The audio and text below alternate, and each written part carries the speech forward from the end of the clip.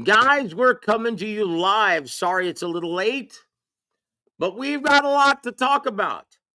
We've got Ryan, Mario Barrios, Tiafimo, Shakur, Subriel Matias, Dalton Smith, Agit Kabayel. And guys, we're going to start off talking with Gervonta Tank Davis. Oh boy, yes, he's in the news again. All of this and much, much more on the latest edition of WaraWeek Boxing.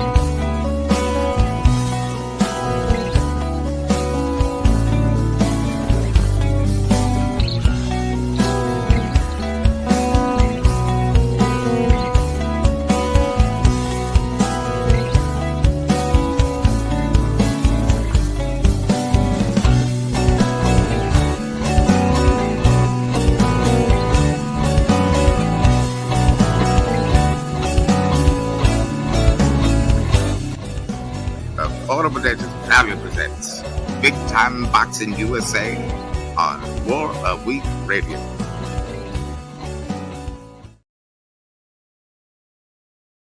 Welcome, welcome, welcome. Happy Wednesday evening to all of you guys. And it saddens me to start things off.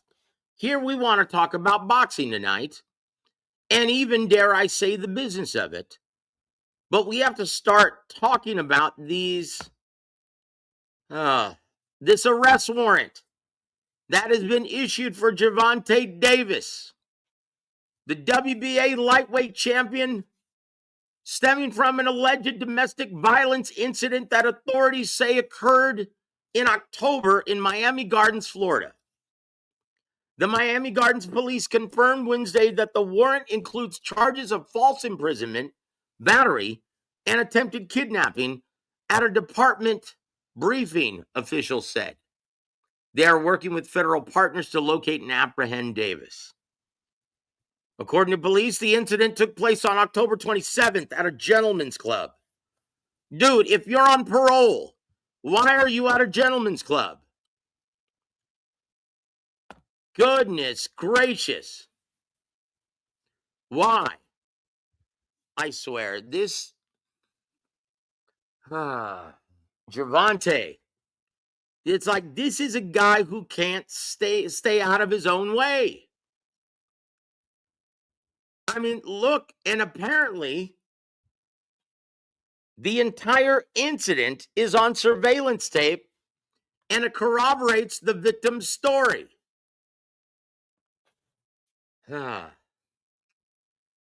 Boy, how the mighty have fallen. This guy had it all. Big fan base, mainstream juice, the tutelage and the guidance of Floyd Mayweather Jr., Al Heyman, Tom Brown. And he even had a big career high payday right there on the table against Jake Paul. And he's flushed it down the toilet. Look, I tell you what, the only one who looks worse at this time is maybe Adrian Broner. Chingao, guys. This is terrible. This is terrible. If you're a boxing fan in the American market, you cannot feel good about this. He is one of the last remaining big ticket sellers in the American market. But this is what you get. This is what you get. Brother, you just got out of the Who Scout last year. What are you doing at a strip club?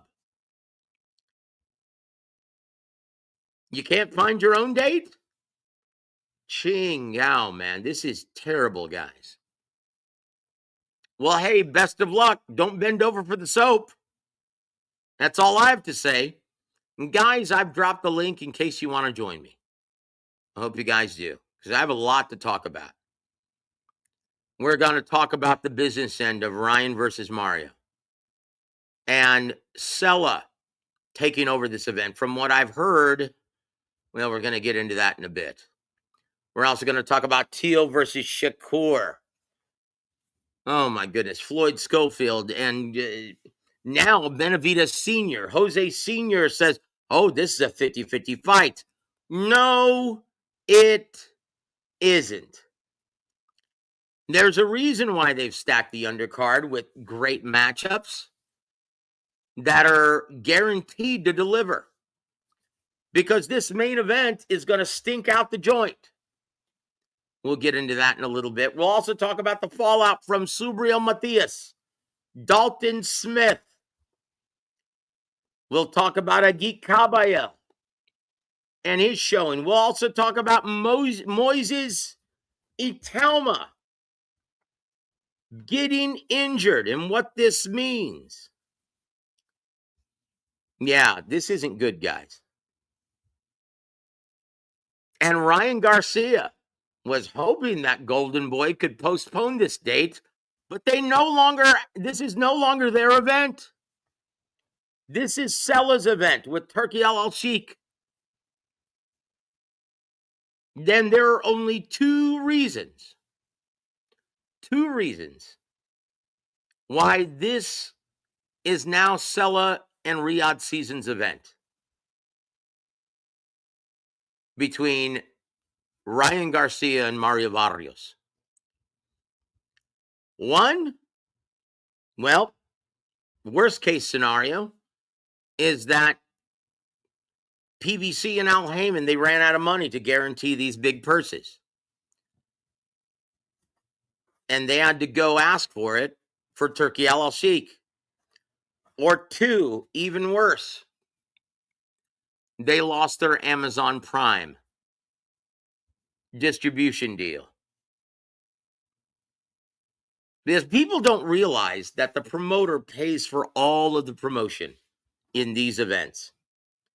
All of the buildup, the countdown series, the 24/7, whatever the hell you want to call it, behind the scenes.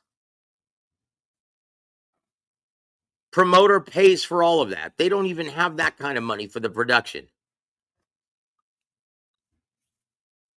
Or they lost their distribution deal with Amazon Prime. Neither one is good for BBC. And Oscar's bragging, oh, we just joined forces with Al Heyman. We're going to put on the... Dude, you're doing it out of necessity. Sucker. You're letting the fox in the hen house again. So what would you guys like to talk about first? I don't know if I want to talk about Gervonta Davis any longer. That is the biggest disappointment in American boxing. Look, I'll say it, over the last 10 years. This is a guy who was destined to be a superstar. Everyone came out to see a Gervonta Davis fight. All of the NBA players, all of the NFL players, all of the big stars. No matter where they put his fight, it was a sellout and it made news. Like, you know, you're popular with the mainstream when you're trending on Google when you fight. Every time Gervonta Davis fought, no matter who he was fighting, it was trending on Google. And I'm telling you this because I know this for a fact because I'm a writer. And we watch what's trending. That's what determines what we write about. This is why I don't write nearly as much as I used to. Because it's almost like you're writing to cater to what people want to hear. Not what you want to write. Not what the fighters deserve.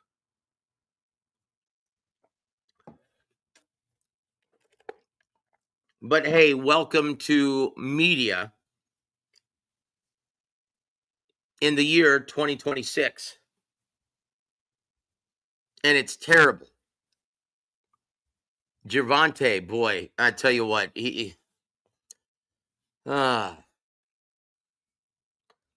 know, all of these guys, they need, rather than hiring managers, agents, promoters, they need to hire life coaches, is what they need. Someone to teach them how to be a responsible member of society. Because with all this money that they make, more money than they can spend, they're like children, kids in a candy store, and they think they're above uh they think they're above the law. They think they're above recourse. They think they're above criticism. And this is what's wrong with Gervonta Davis. You can blame all of your terrible behavioral problems on boxing, but how many other prize fighters are having these issues at this time? Most of my best friends are in this business, and none of them act like Gervonta Davis. He's just nothing but a foul-mouthed thug at this point. And he has gone from being one of the biggest attractions in boxing in the American market to being just a two-bit thug who likes to beat up on women. It's like, dude, you're better off just staying celibate, having a relationship with Pornhub these days. It's terrible. Absolutely terrible. Hey, good to see you, Jesus. What would you like us to talk about today, man? What do you want to talk about next? Because I'm done with Gervonta Davis. And when I say I'm done, I am done. And so is his career. Now, I understand that boxing is a business of second, third, fourth, fifth, sixth chances. But how many times are you going to go to that well? You can't rely on this guy anymore. You can't even plan for a fight with this guy. You don't know if he's going to be in jail or not. You cannot rely on this guy. He's become less reliable than big baby Jarrell Miller.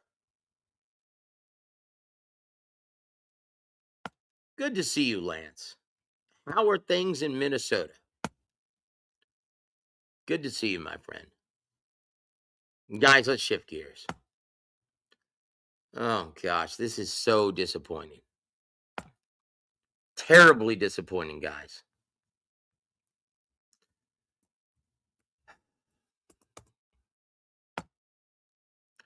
I'll say this. Let's talk about Ryan Garcia versus Mario Barrios. Because I'll tell you this. This was a real shock. Apparently, a deal was made. DeMarcus, good to see you, brother. Thank you for joining us. Agit.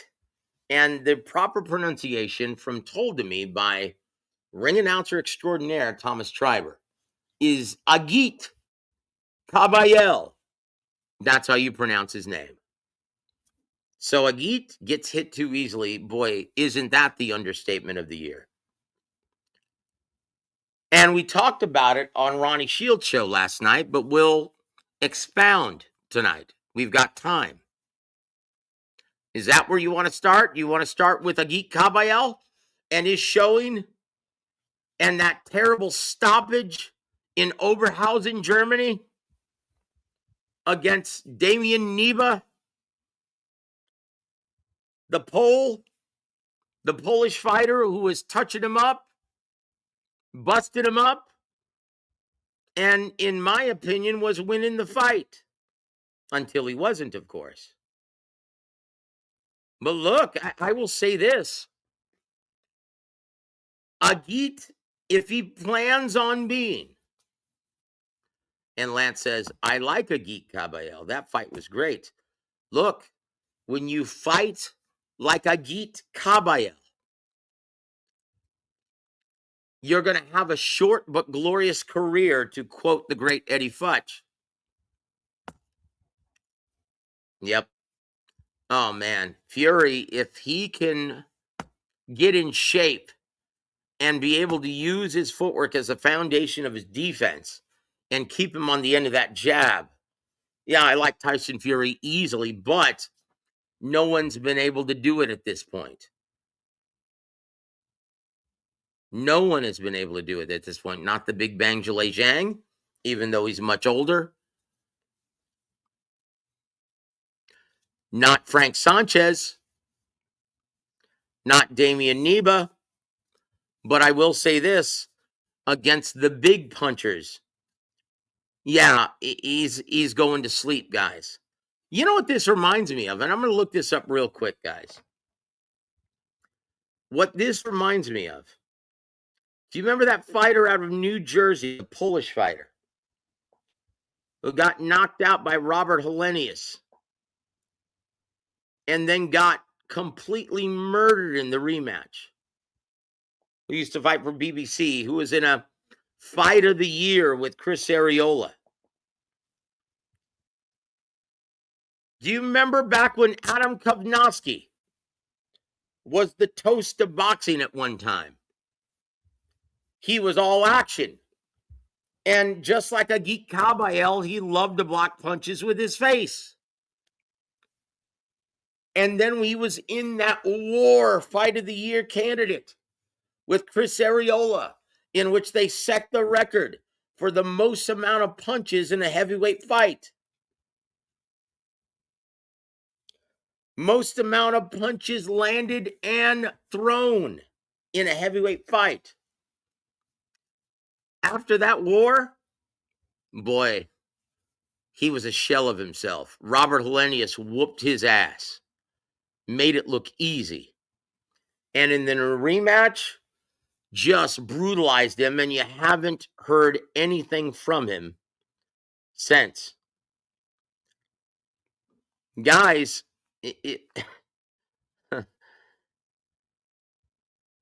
you're Agit Kabayel, I will say this. If Agit Kabayel fights a really big puncher like Fabio Wardley, Agit Kabayel is going to get exposed. If I am trying to build his brand in Germany, trying to revive that once flourishing boxing landscape in Germany, I'm not putting him anywhere near there just yet.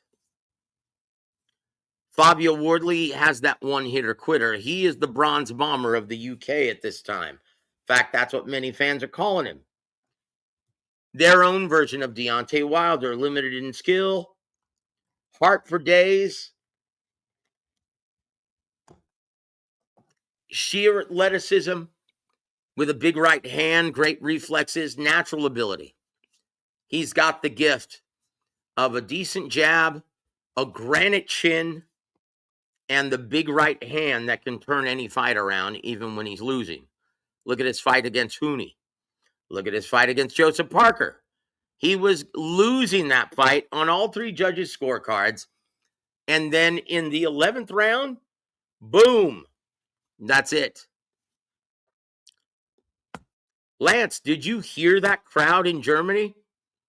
But if you know this business, you understand that they've been starving for boxing over the last half decade, since Klitschko retired, since Povetkin retired, since Marco Huck retired. It's been basically non-existent since. Now they have something to go crazy for. Did you hear that crowd in Germany? It's almost like everyone. I've never heard of a crowd in boxing that, dare I say, masculine. It's like, dude, they were roaring. I've never heard, dude, they made the guys in UK sound downright poofy. But it hasn't been that way. Agit Kabayel is obviously reviving that market, and Frank Warren is ecstatic. But I hate to say this, he had better learn how to either, one, fight behind an intelligent jab. In the immortal words of Teddy Atlas, you better put bugs on the windshield.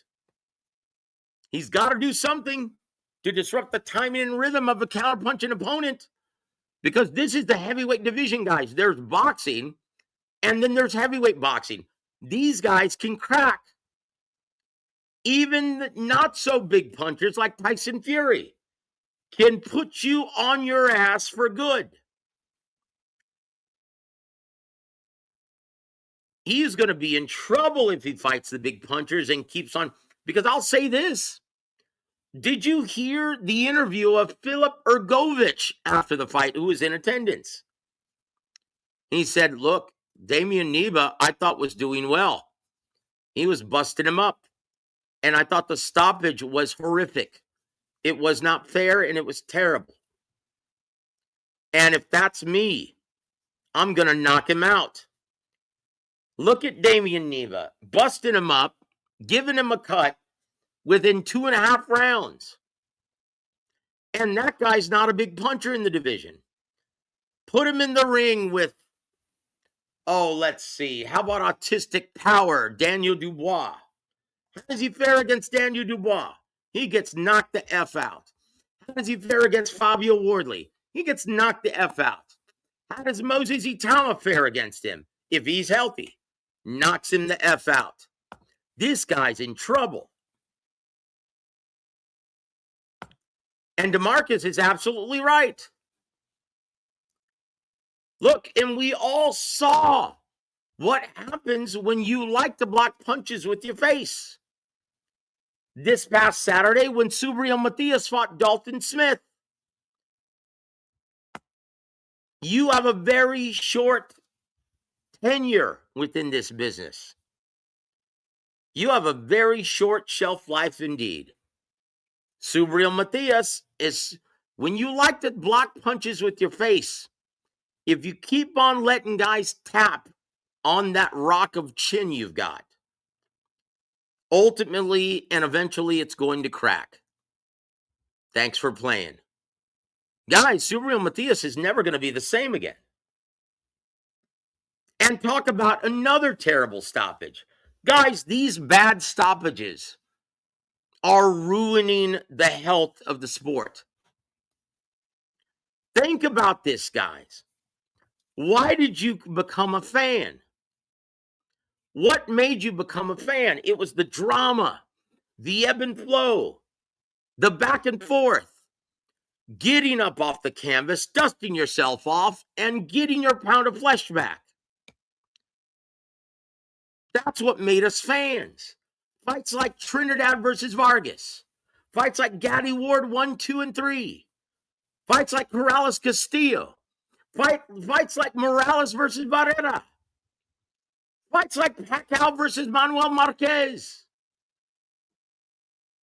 Fights like Michael Katsidis versus Joel Casamayor. Oh, man, and Michael Katsidis versus Juan Manuel Marquez. Juan Diaz versus Juan Manuel Marquez.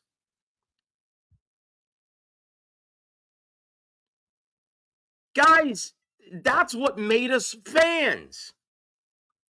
And going back when I became a fan.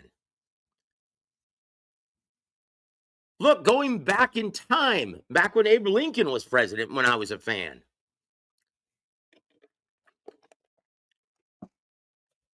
Marvelous Marvin Hagler versus John the Beast Mugabe. All that back and forth. Imagine them fighting today with these referees that have a quick trigger finger. The Shakur and Teo fight gets card gets 4 out of 5 stars. Look, not for the main event. We're going to get into that in a second, DeMarcus. Let's finish talking about this. Because I tell you what, I've had enough. I've had enough, and I'll tell you where this stems from. Do you remember back several years ago, there was a heavyweight called Magomed Abdusalamov? Mago, do you remember? He was undefeated. He was on HBO, and he fought that Cuban badass. And he started working with a new trainer who wasn't used to his threshold for pain and didn't throw in the towel, and there was something wrong, and we could all see it live on HBO. So he ended up getting stopped. And unfortunately, in the New York traffic outside of Madison Square Garden, they couldn't get him out to go to the hospital in time. He ended up suffering a brain bleed. And because of that, he sued the New York State Athletic Commission for over $30 million and won.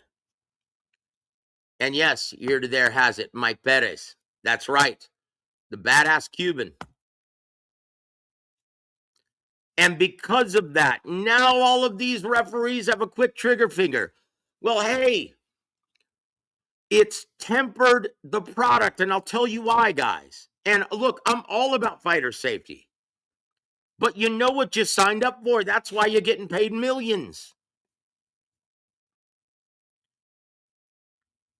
And guys, because the referees, for liability purposes, now will pull the trigger at the first sign of trouble, not allowing you to fight through adversity. Now you see fighters afraid to get hit, afraid to take risks in the ring. And that's what you're going to see with Teofimo Lopez and Shakur Stevenson in the main event. Two guys who are going to be waiting for their opponent to get off first, not willing to take risks in the ring. We've already seen it from both guys. Teofimo Lopez, when he's forced to take the lead, and he's going to be forced to take the lead in this fight, looks downright ordinary.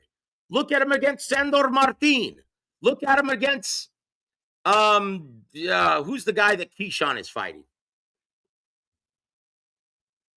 Who's the guy that Keyshawn's fighting? When he fought him, he looked terrible. He's not an effective aggressor. This is going to be a terrible, uneventful fencing contest from mid to long range. Yes, thank you, DeMarcus. Jermaine Ortiz. It's a sign of getting old. Names elude me.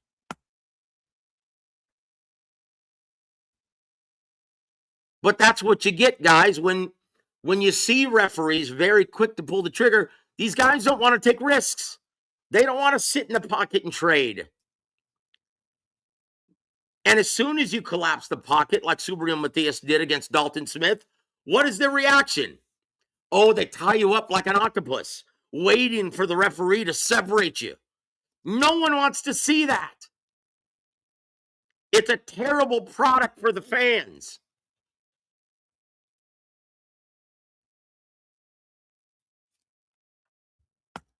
Oh, man, Keyshawn versus Ortiz, that's going to be straight fire.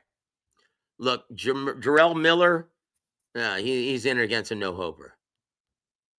And honestly, if I were Sella and Matchroom and Turkey Al-Sheikh, I wouldn't give this guy a dime. He is a massive pain in the ass. And you can't rely on guys like that. That's right. Here to there, you've got the beat. And good to see you, my friend. I hope things are well with you and your family. Yeah, it's going to be, that's a nice way of putting it, a pedestrian 12-rounder. Why do you think that fight card is stacked? No, Ortiz is not a dangerous fight for Keyshawn. I know that Benavidez Sr. just came out and said it was a 50-50 fight. I know Floyd Mayweather or Floyd Schofield Jr., forgive me, Floyd, for saying that. Floyd Schofield Jr. is saying that this is a 50-50 fight, but it's not. Keyshawn is not Teofimo Lopez. He's an effective aggressor. He knows how to cut off the ring, close the distance effectively. And unfortunately for Jermaine, he doesn't have the crack in his shot to earn the respect of Keyshawn Davis, to keep him off of him, to make him think twice of collapsing the pocket. Guys, look for a clear mid to late round stoppage by Keyshawn Davis. The fights that I'm most looking forward to in this, I'm most looking forward to seeing Shushu Carrington versus Carlos Castro. I'm also really looking forward to seeing Carlos Adames versus Austin Ammo Williams. No, it's not a 50-50 fight. And because of Ortiz's reputation, which precedes him, oh, he knows how to box. Who he's going to frustrate? No, he knows how to box if you're not an effective aggressor. What did Lomachenko do to him? An effective aggressor. How did that fight turn out, guys? And Lomachenko, he's a little guy. Keyshawn Davis doesn't have that problem. He is going to torture Jermaine Ortiz and force him to tap out. He's going to brutalize him, and this is going to be his coming out party at 140. Bank on it, guys. Bank the stoppage. I'm glad. If anyone who bets, I'm glad everyone thinks it's a 50-50 fight, so you can actually book your mid to late round stoppage and make some long green in this. Hey, Z Pacino, good to see you, my friend. Look, if Ammo has, he might have been destroyed and ruined by Hamza Shiraz. If he hasn't recovered his brain, his chin, his heart, if he hasn't recovered completely from that Hamza Shiraz ass whooping, that demolition, he's going to be in big trouble from a prolific and skilled counterpuncher like Carlos Adames. But I tell you what, it's going to be a lot of fun while it lasts. It's going to be a fight in the pocket. And these two guys can bang. It's going to be a real shootout. And I can't wait to see it. But that's why this card is stacked on the undercard with great matchups, because the matchmakers know what the main event is going to be. This is a terrible matchup. And guys, did I tell you? Oh, wait a minute. Yes, Daisy, I was about to say that. Good to see you, Daisy. Thank you for joining us. Yes, I know this to be true. Teofimo and Shakur are both getting $10 million apiece. Whose event is it? It's Sella and Turkey Al-Sheikh. Matchroom Sport, they're just the promoter on the marquee, but Sella, this is their event. They're handling everything. And how do I know this? Well, who are your ring announcers on the night? Who's the guy who usually calls the fights for Matchroom Sport, even in the UK? It's David Diamantes. Is he calling this event? No. This is going to be Thomas Triber and Michael Buffer. That tells you everything you need to know about who the event organizer is in this. It's Sella and Riyadh Season. This is a ring event. I'm sorry, Sella and Turkey Al-Sheikh. This is a ring event.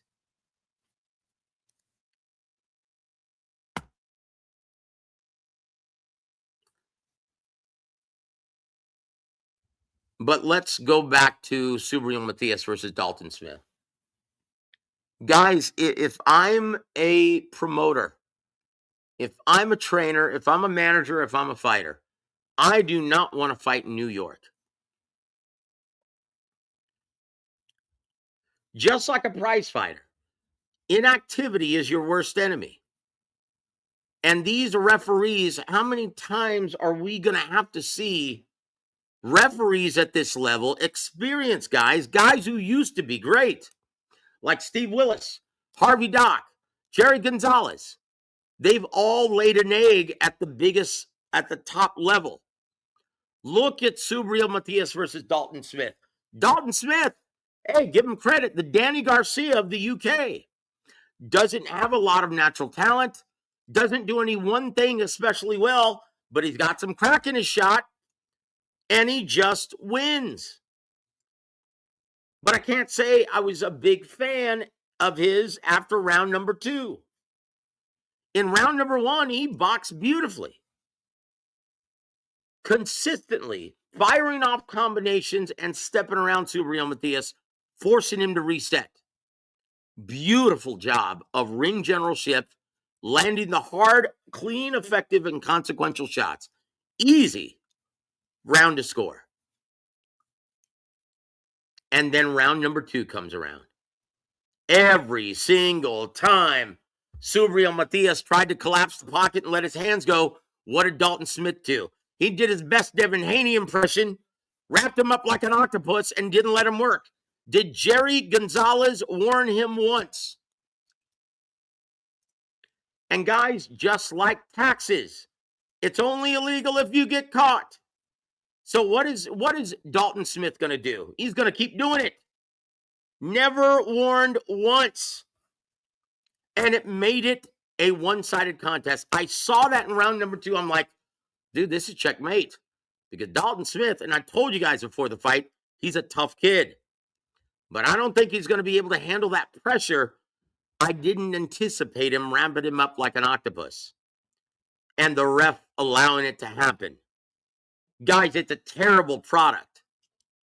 And when you depend on fighting proficiently in the pocket like Subriel Matias, it's checkmate if you're not allowed to work.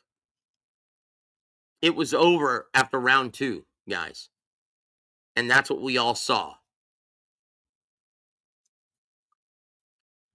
That's right, Z Pacino. How entertaining was that? Did you think it became a riveting fight? Whenever Subriel Matias was allowed to work, boy, it looked like a great fight. In fact, rounds 4 and 5 were breathtaking in spots. That's how I thought the entire fight was going to be. And we would have seen an absolute war in a Fight of the Year candidate. And do I think it was a premature stoppage? Yes, like I said, Jerry Gonzalez did an absolutely terrible job as a third man in the ring. Look, these guys, this goes back to the Agit Kabayel thing as well. When there are high stakes on the line and it's in the main event, and this was for the WBC title at 140 pounds, these guys work way too hard in camp, taking just all the wear and tear. This is why they work so hard. This is why you get into fight shape. So you can recover from adversity and fight through adversity. And with 20 some odd seconds left to go in the round, you mean to tell me he wasn't given the opportunity to fight through adversity, even though he had never been on the canvas before? With 20 some seconds left to go in the round? Come on, guys. This is why we watched. This is why we originally became fans. Quick stoppages, holding ad nauseum, does not inspire and create new fans. It's a terrible product. And then we wonder why we see guys like Devin Haney who look like they're afraid to get hit and don't want to actually take risks in the ring. That's right, Z Pacino. You let the champ go out on his shield. He's worked way too hard in camp not to be given that luxury. He's the champ. Anyone who wants to join me, please click the link and tell me what you think. Am I way out base?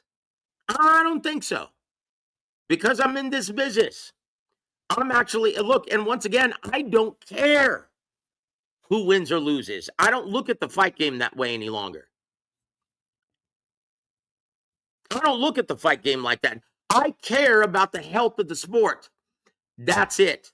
If it's good for the health of the sport, my only bias is if it's good for the health of the sport, I'm on board. If it's bad for the health of the sport, no, I'm wholeheartedly against it. That's it. Hey, Major Key, good to see you, my friend. Click the link if you have time. Michael, good to see you, my brother. Look, you guys already know how I roll on this channel. I don't look, and we're going to talk about Boots Ennis versus Virgil Ortiz here in a bit, because I am sick and tired of the low vibration thinkers who consistently, oh man, yeah, man, Virgil's ducking. Oh, it's up. Dude, really?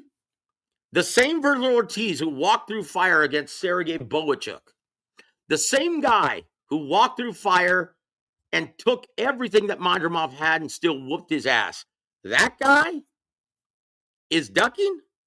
That guy's afraid of any smoke?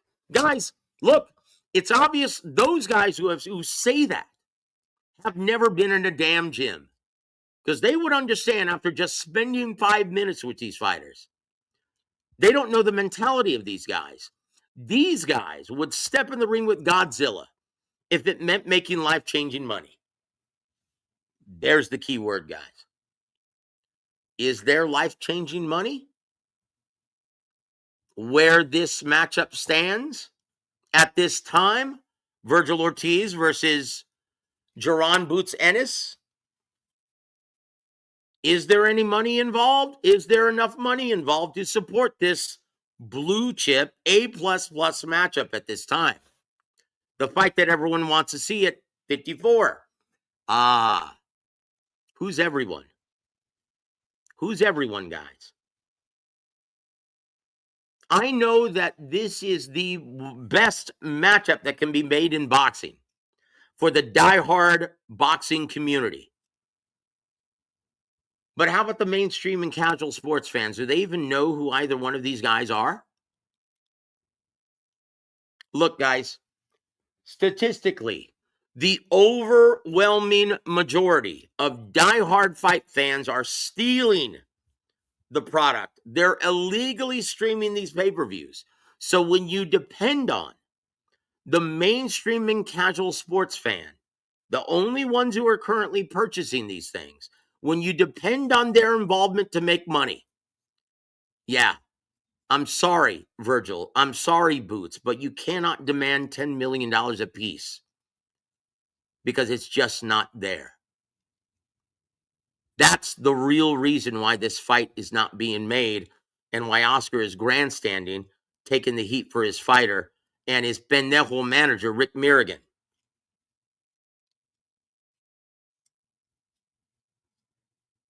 And this is what happens when you pay out inflated purses. Boots Ennis, how much did he make to fight that Hammenager at 54 in his first fight there? The guy from South America. He made $3 million. If you make $3 million fighting that guy, how much do you think you deserve to fight a stud like Virgil Ortiz?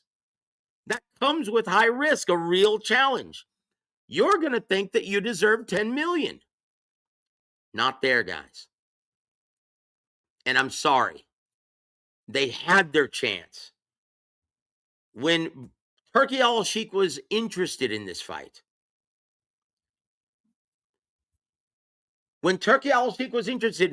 last year, and Boots said, no, I want to test the waters at 54. He said, you know what? He's not interested in fighting real challenges. I know Virgil is. He's already fought Boachuk, and it was a great fight. He already fought Madrimov. It was a great fight. You know what? I'm done. Call me when you guys are ready to fight and interested in stepping in the ring. Look, and now these guys want to get paid, and they deserve it because this is one of the best fights you can make. Unfortunately, no one outside of the boxing community knows who either one of these guys are. They're not mainstream ticket sellers. They're not Gervonta Tank Davis. Shit, they're not even Tio or Shakur. They're not Ryan Garcia. They're not even Terrence Crawford. So how do they expect to get paid $10 million apiece? If Turkey is not involved, where do they think the money's going to come from? Guys, that's the real reason why this fight isn't being made. It's not, oh man, Virgil's ducking. Oh, that's plain and simple. No. Then you, my friend, don't know what the hell you're talking about, and you definitely don't know the business of boxing. That's right here to there. Boils down to what you always said. You can't pay Haney, Shakur, Tio $10 million for what they are giving us. It skews the whole market. That's right. And I told you guys this was going to happen. When you pay out inflated purses, it makes it virtually impossible to put together the best fights. Don Chargan taught me that 15 years ago when I was just learning this business. That's the real issue here, guys.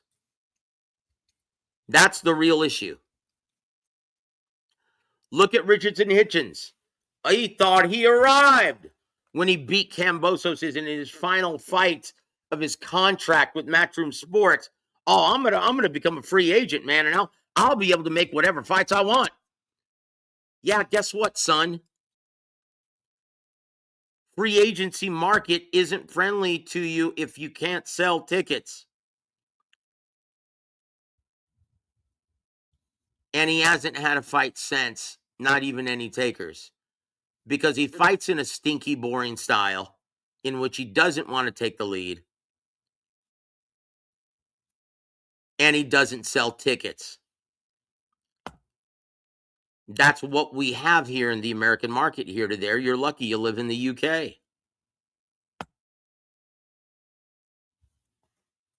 The market has been skewed, guys. And look, Turkey Al-Sheikh is pressing the big reset. He's pressing the big reset, guys. And I can't blame him. Why do you think Turkey Al-Sheikh sought out the services of Dana White?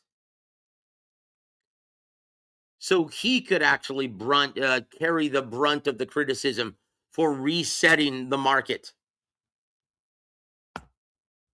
Hey, what's up, brother? How you doing, Sid? Good to see you, my friend.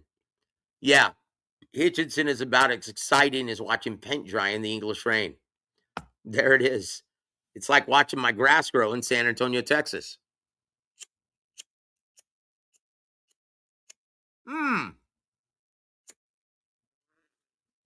Man, it's time for me to get a new lighter.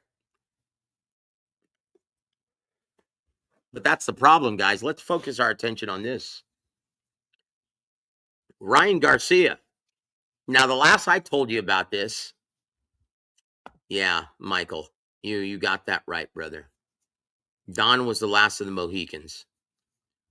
Russell Peltz, the Don Chargan of the East, he's basically retired now as well.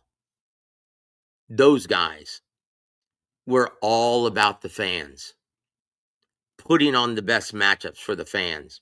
That's why we call this show WaraWeek Boxing.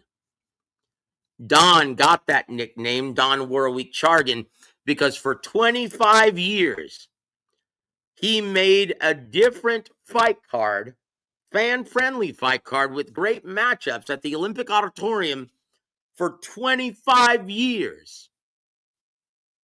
You will never see anyone do that ever again. He was a great man, and he taught me everything I know about this business. So that's the whole reason why I'm doing this show, is to give back and to teach you guys the business of it. So you don't cast aspersions and run around with these delusional ideas like most fans. Yeah, and it was a sad day when he passed away. And I miss Don every single day.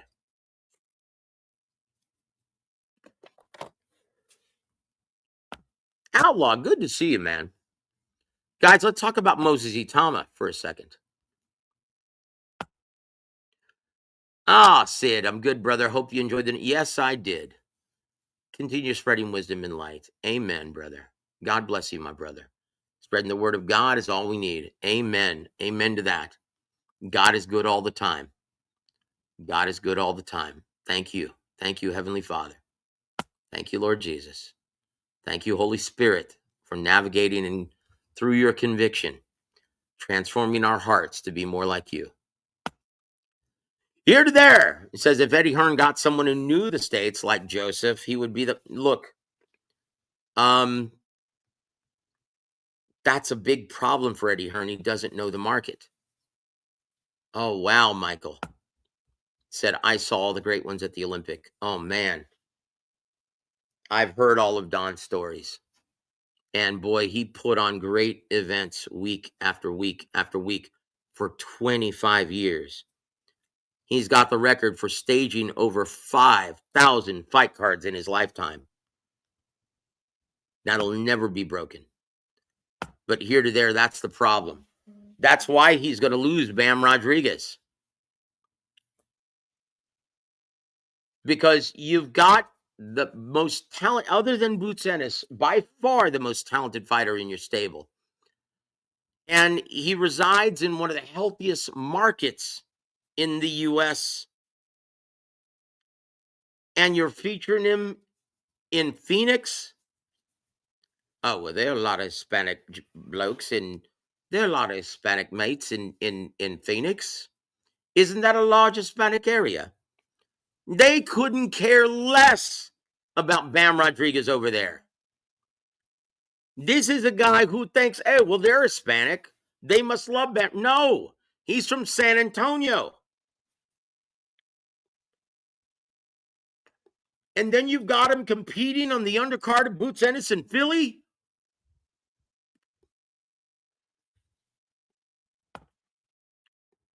Yes. Jojo, what are you bringing on Slick Rick tomorrow night? Is it true his X account got hacked? Yes. And it's really hindered his business. That's where he got a lot of business, was from X.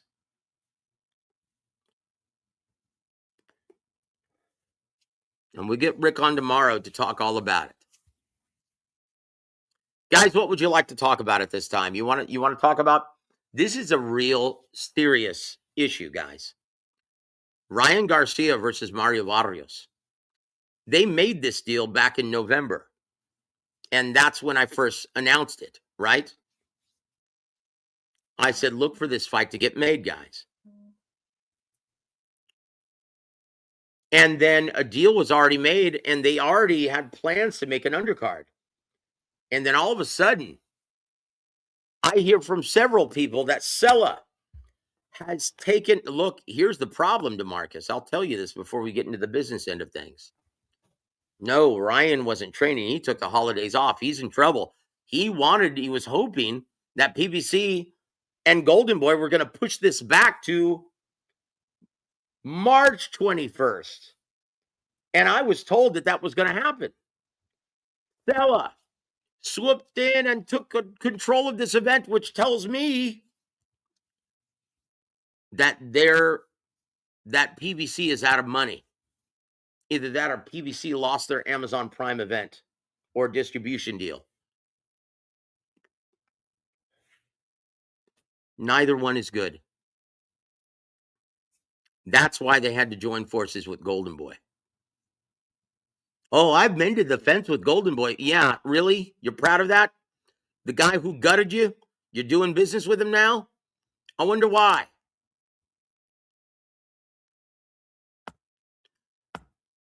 Look, it won't do more than because of his opposition, right? Who the hell is Mario Barrios? Unless, and it won't even take stacking that undercard, because you could stack it just like this New York fight card.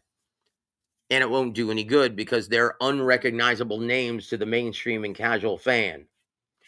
It'll do maybe at the most 300,000. That's it. Because Mario Barrios cannot sell. He can't. Even though he's been featured on Netflix. Even though he's been opposite Manny Pacquiao. Look, why wasn't Manny and PBC interested in staging a rematch with Mario Barrios? Because that fight card on pay-per-view tanked. It sold nothing. Ryan will be lucky to sell over 300,000 purchases. And I'm being generous.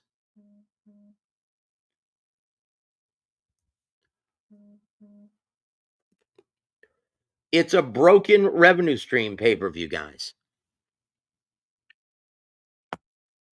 And Sue Sam says, Joe, can Netflix buy the right? No.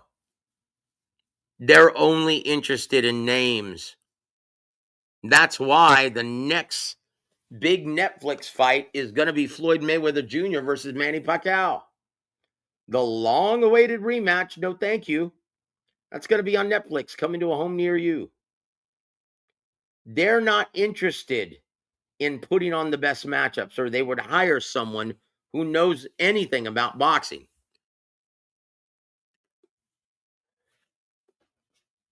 You approach Netflix with Ennis versus Ortiz, they'll say who? Who versus who? And they want 20 million? No thanks. They'll laugh your ass out of the war room.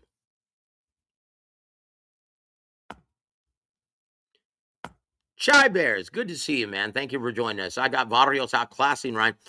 I don't know about outclassing, but I see him winning a safety-first fencing contest from mid to long range.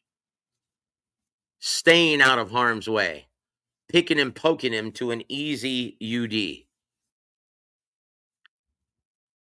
Guys, the blueprint's already there on how to beat Ryan Garcia. If you're not an effective aggressor, and if you don't take the fight to Ryan Garcia, yeah, he's in trouble.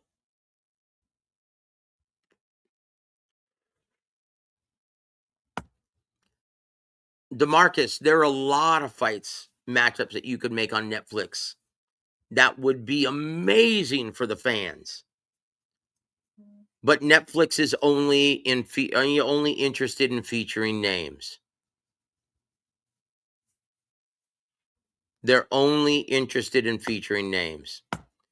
Netflix, as well as Turkey, paid Canelo and Crawford absurd amounts of money. I agree here to there. He out-hustles, outworks. Yeah. In a fencing contest from mid to long range. It's not going to be all that exciting.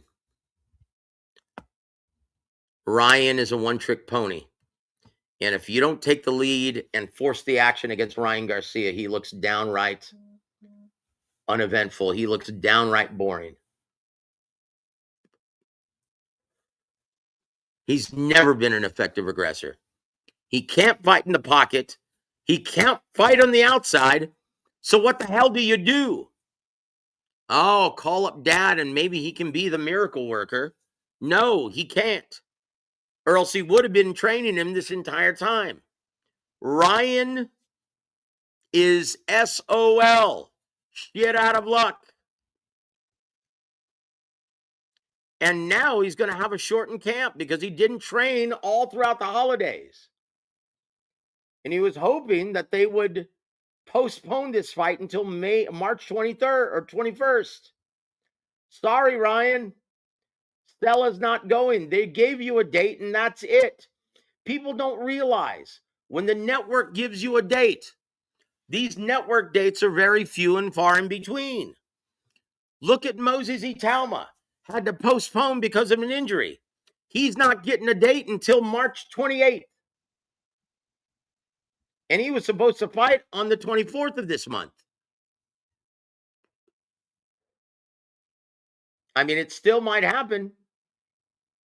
But yeah, they're not going to get the March 21st date that they want. And it's going to piss a lot of people off. Well, there are a lot of people who feel the same way you do, Daisy. Oh, boy. Tio has been overlooked. Look, Tio has not been overlooked. Teofimo is one of the most talented, naturally athletically gifted fighters in boxing today, if not the most. He's got great reflexes, great athleticism, a great boxing mind, but he has never been an effective aggressor. Go back and look at the Sandro Martin fights. Go back and look at the Jermaine Ortiz fight.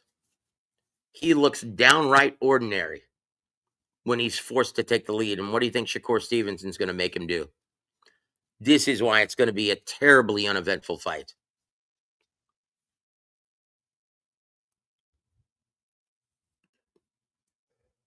It's going to be dreadful. This is why they stacked the undercard.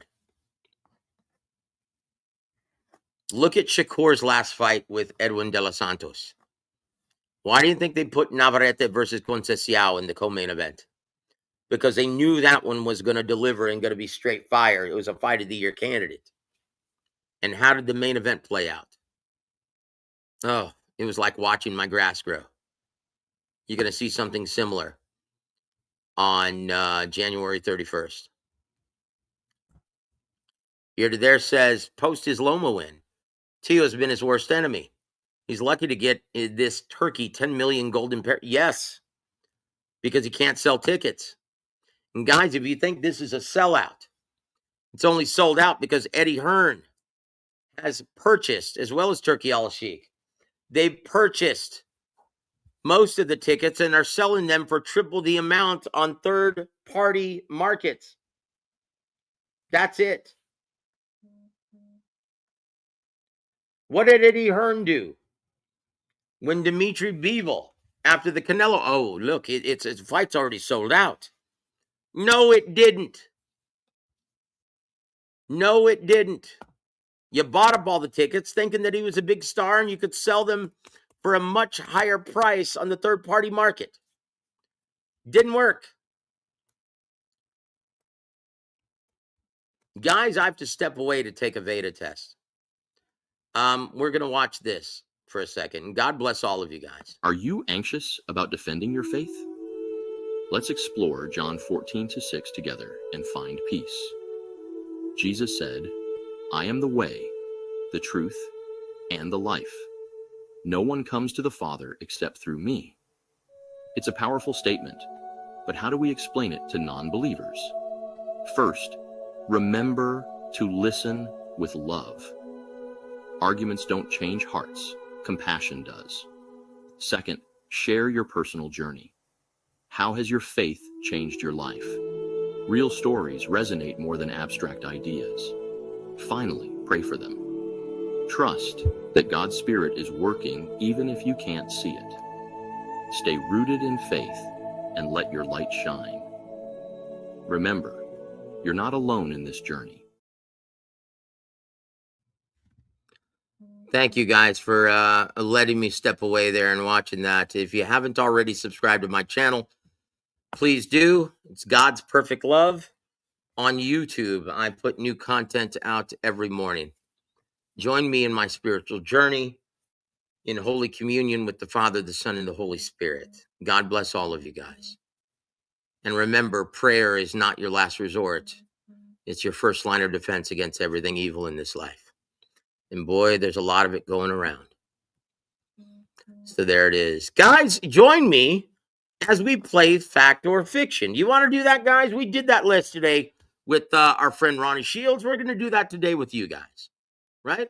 So here we go. Hey, we ain't ducking and dodging nobody. It's time for Fact or Fiction.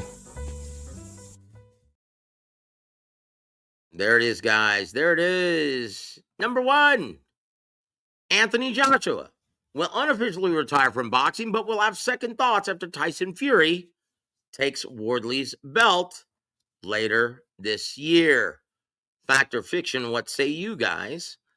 Ronnie Shields said, oh man, he hasn't retired. Look, he hasn't announced his retirement. But honestly, I'll be very surprised if he fights this year. After his devastating loss with two of his very close friends and team members, I think that's the last thing he's thinking of right now. Now, let's look at the second part of this. Tyson Fury, do you think he's going to jump into a fight against Fabio Wardley in his first fight back?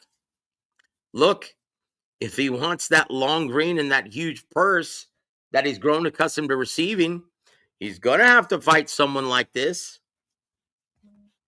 And without a tune-up, his first fight from the long layoff against one of the hardest punchers in the heavyweight division, I don't know. I don't know if he beats Fabio Wardley at this time. I think with the tune-up and back-to-back training camps, maybe. But in my opinion, Tyson Fury, if he fights Wardley in his first fight back, he'll look great giving him a boxing lesson until he doesn't. I can see him giving Fabio Wardley a boxing lesson, and then all of a sudden in rounds 8, 9, 10, boom, he gets caught with a big right hand and he doesn't recover. I can see that happening. Guys, Fabio Wardley is a scary cat. Guy who depends on natural athleticism, decent jab, good reflexes, great granite chin, and a one-hitter quitter in his right hand. Yeah, that's a guy who you can be looking great against until you don't. And he could end it all with one big right hand landed. He's a scary man. And congratulations to all the success that he's been having lately. He's done it the hard way. Let's go to number 2, guys. Fact or fiction, guys. The handlers of Boots and Ortiz know that there's not enough money to support this matchup at this time. Both camps will go after belts to enhance their market value in the interim. Fact or fiction? What say you guys? Oh, Michael. You say Fury does not have 2 more camps in him. Well, if he doesn't, he's in trouble. I'll just say it like that.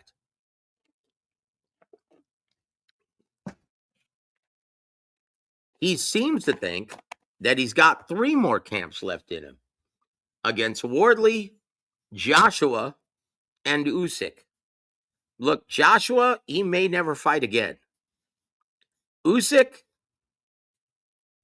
look, if Usyk wants to make that money again, he'll fight Tyson Fury a 3rd time.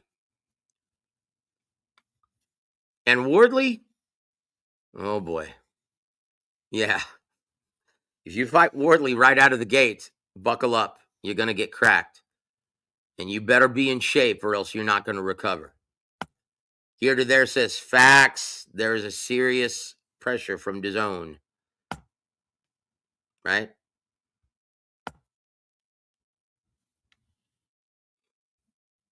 Yeah, look, guys. The last thing they want to do is put this on pay-per-view. And with the kind of money that DAZN is asking, or that these fighters are asking for, you would have to put Ennis versus Ortiz on pay-per-view out of necessity. And because they're not household names or mainstream attractions, it's going to lose. It's a guaranteed money loser for DAZN. They don't want it. That's why this fight isn't being made, guys. I hope you guys understand that. It's not, oh man, Virgil and Oscar, they're ducking. No, it's not. He's just talking shit, Refugio. Good to see you, my friend. Hope you're doing well. He's just saying that on social media. He can't negotiate with any promoter. He's a manager.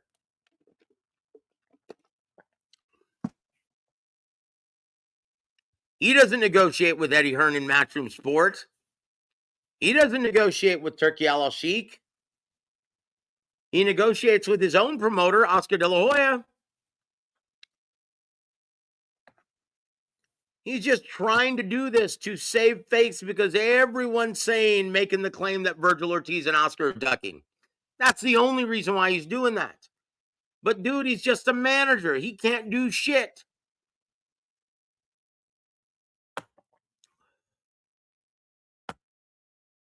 And Michael says he can't beat Usyk. Can't work that hard. At this stage of his career, yeah, I'm in agreement, Michael. His best chance for victory was the first fight. And look, I'll be honest, for the first 7 or 8 rounds, he was making it look like easy work. But he let Usyk survive and hang in there. He had him hurt several times. And this is what happens, though, in the heavyweight division when you play with your food. When you're fighting a special fighter like Alexander Usyk, you don't play with your food. You get his ass out of there when you can. Boy, he was toying with him, making it look like easy work. No one had ever done that to Alexander Usyk. And what happened when round 9 came around? Oh, Usyk got a second win and took that fight to Tyson Fury, banging him with that 2-piece down the middle. And it turned everything around. Boy, I tell you what, that's what happens when you don't listen to your trainer, Sugar Hill Stewart. Sugar's one of the best trainers in boxing. He's an Emmanuel guy. Learn from the best. So now you know the reality of the business in that one. Let's do this, guys. Number 3, fact or fiction, guys. After getting KO'd by Dalton Smith, the UK's version of Danny Garcia, Subriel Matias will never be the same. Fact or fiction? What say you guys? I'll let you guys actually think about that for a second. And, yeah. We'll get your responses.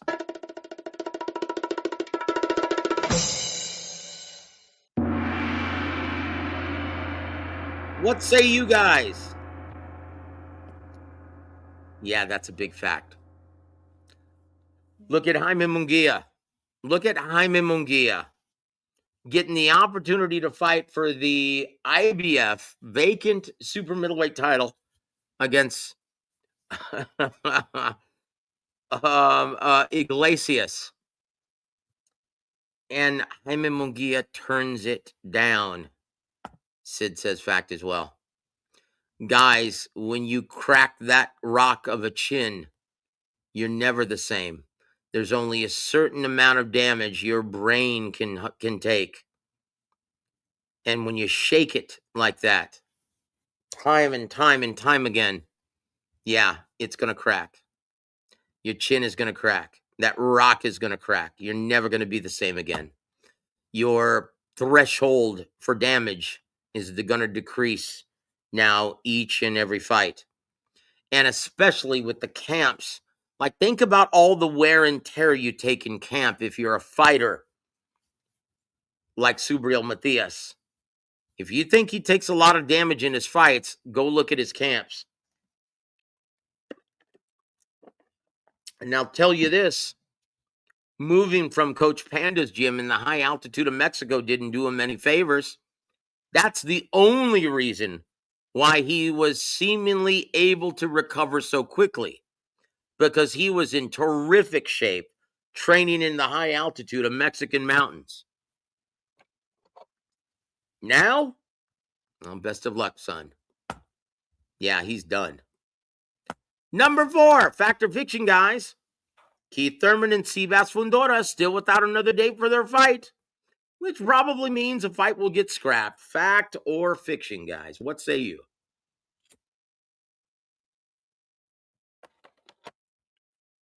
What do you guys think? You think we'll ever see that fight? Will it ever materialize?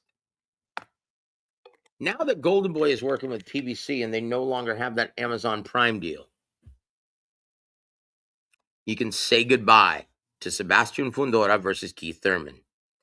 I can guarantee you this, a deal's going to be made within the next month between Sebastian Fundora and Virgil Ortiz.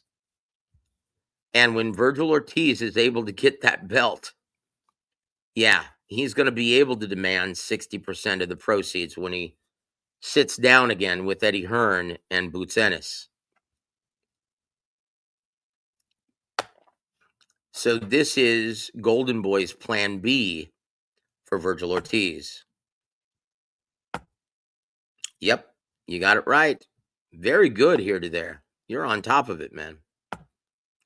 Let's move on to the next one, guys. Oh, boy. Agit Kabayel should take a good look at what happened to Subriel Matias and learn how to fight behind an intelligent jab, or he will suffer the same fate in 2 years. Fact or fiction, guys? Fact or fiction?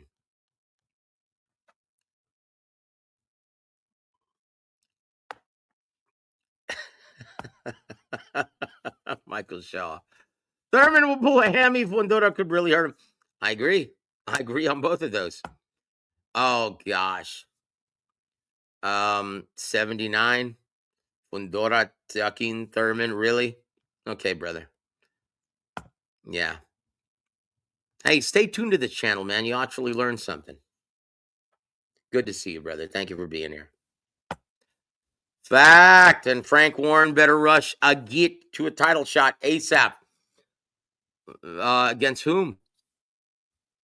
This is the whole strategy behind trying to make him a big ticket seller in Germany.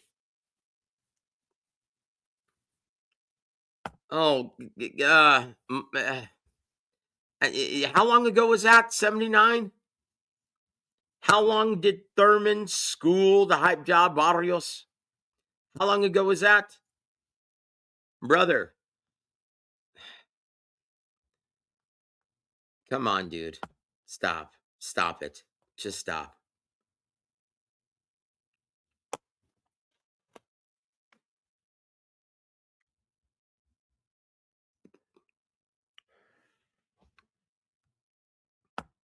Think again, brother. Let's look this up. When was Keith Thurman versus Seabass Fundora? Inquiring minds want to know. Let's look this up, guys. Okay, let's see it. Keith Thurman box rec. We're going to look this up, guys. 2022, and it's February of 2022. It's almost 4 years ago, brother. 4 years ago. Since then, he's fought Brock Jarvis. He's an old man now. And he's definitely not used to the volume or the smoke at this level. Fundora got flatlined by... Dude, if you think Brian Mendoza is a journeyman, and once again, Fundora was actually winning that fight. And Brian Mendoza just... he landed that sweet overhand right counter. Beautifully timed. Man, it was gorgeous. Yeah. And he just never recovered. Beautifully. And once again, go back and look at that fight. Fundora was owning him before he landed that shot. I'm sorry, Thurman is not a natural 54-pounder, and he's not as big of a puncher at 54 as Brian Mendoza. Dude, Brian Mendoza from Albuquerque, New Mexico is a very good fighter. Trained by Rich Barrientos at the Boxing VIP gym. He's not a journeyman, dude. But hey, thanks for the comment, brother. That boy Fundora best wins it. Okay, stop, guys. Stop, dude. You're embarrassing in yourself now, man. Sebastian Fundora he has gotten much better since he's lost. Oh, dude, stop it. Just stop 79. It's a damn look. It's a damn shame. You can say what you want about Thurman because we'll never get to find out. I'll say this, 79. Everything that Keith Thurman was going to accomplish in the sport of boxing, it's already happened. You'll never see him involved in a major event ever again. You can't rely on him. And unfortunately, because he's the product of inflated purses without being a big ticket seller, yeah, he prices himself out of every major event. Learn the business, brother. Thurman will pull a hammy in the ring.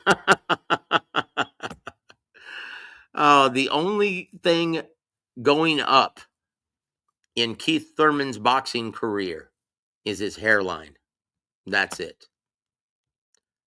But guys, going back to Agit Kabayel, he needs to learn how to work behind an intelligent jab. In the immortal words of Teddy Atlas, putting bugs on the windshield. Otherwise, he's there to be hit. And it's only a matter, like I'm being nice by saying he's going to suffer the same fate in 2 years. I'm being nice, guys. It might not be that long.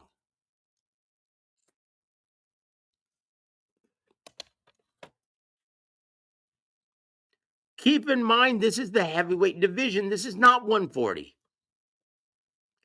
There are murderous punchers. Moses Italma would tear him a new ass. Fabio Wardley would decapitate him. Think if he fought those guys. Those guys aren't old like the Big Bang Zhale Zhang.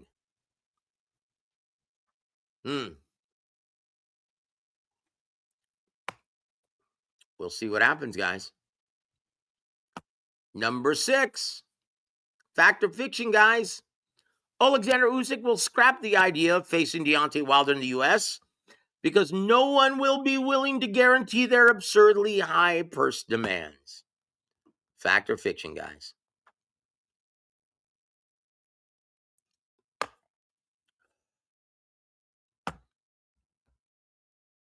Yeah, look. This is why they're trying to fast-track him. Well, Queensberry's trying to fast-track him to becoming a big headliner and attraction in Germany. They know. Frank Warren's a Hall of Famer for a reason. And he's got a lockdown on the heavyweight division. Look at Daniel Dubois. Look at Joe Joyce. Do you remember the Juggernaut? When he knocked out Dubois, knocked out Joseph Parker, he was the toast of the boxing heavyweight world. What happened? Yeah. He took too many on the chin, and as soon as you crack that rock, he's never the same. He is a shell of himself now. That's what Agit Kabayel has to look forward to unless he learns how to fight behind an intelligent jab. What is an intelligent jab, boys and girls? It's when you mix in feints, touch jabs, hard sticking jabs to the body, chest, and head in different intervals, making it very difficult to time and counter effectively. That's an intelligent jab. He needs to learn how to do that, or else he is done. He look at Joe Joyce. Look very closely.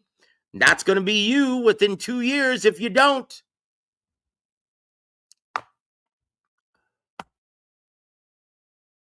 Usyk doesn't have a deal with Turkey. That's why he's testing the U.S. market.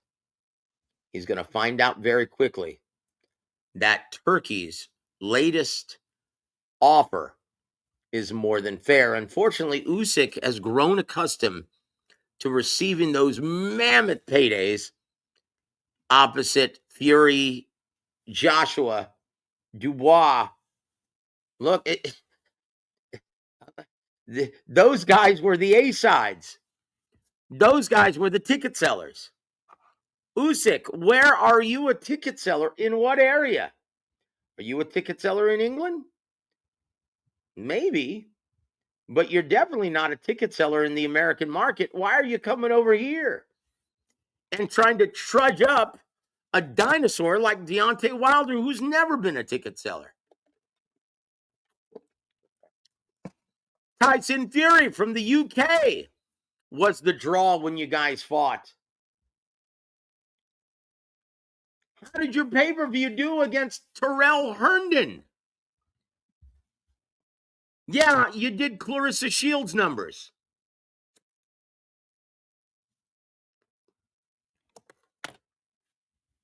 Usyk's going to be running back to Turkey Al-Sheikh wanting to make a deal with him. Don't be shocked if he fights Fabio Wardley or Tyson Fury next.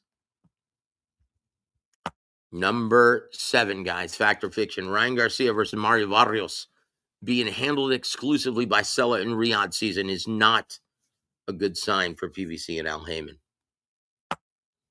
Fact or fiction, guys.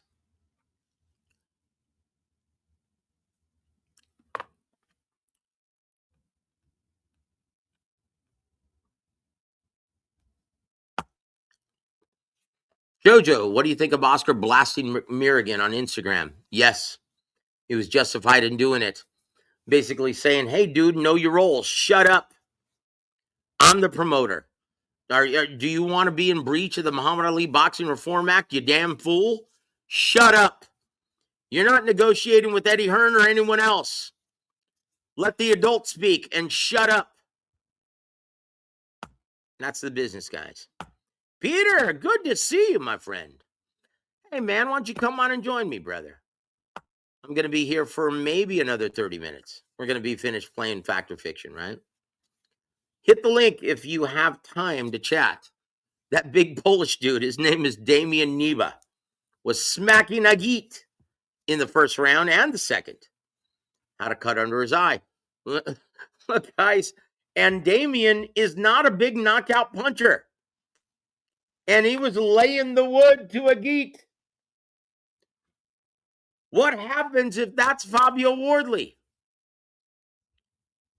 What happens if that's Moses Itelma?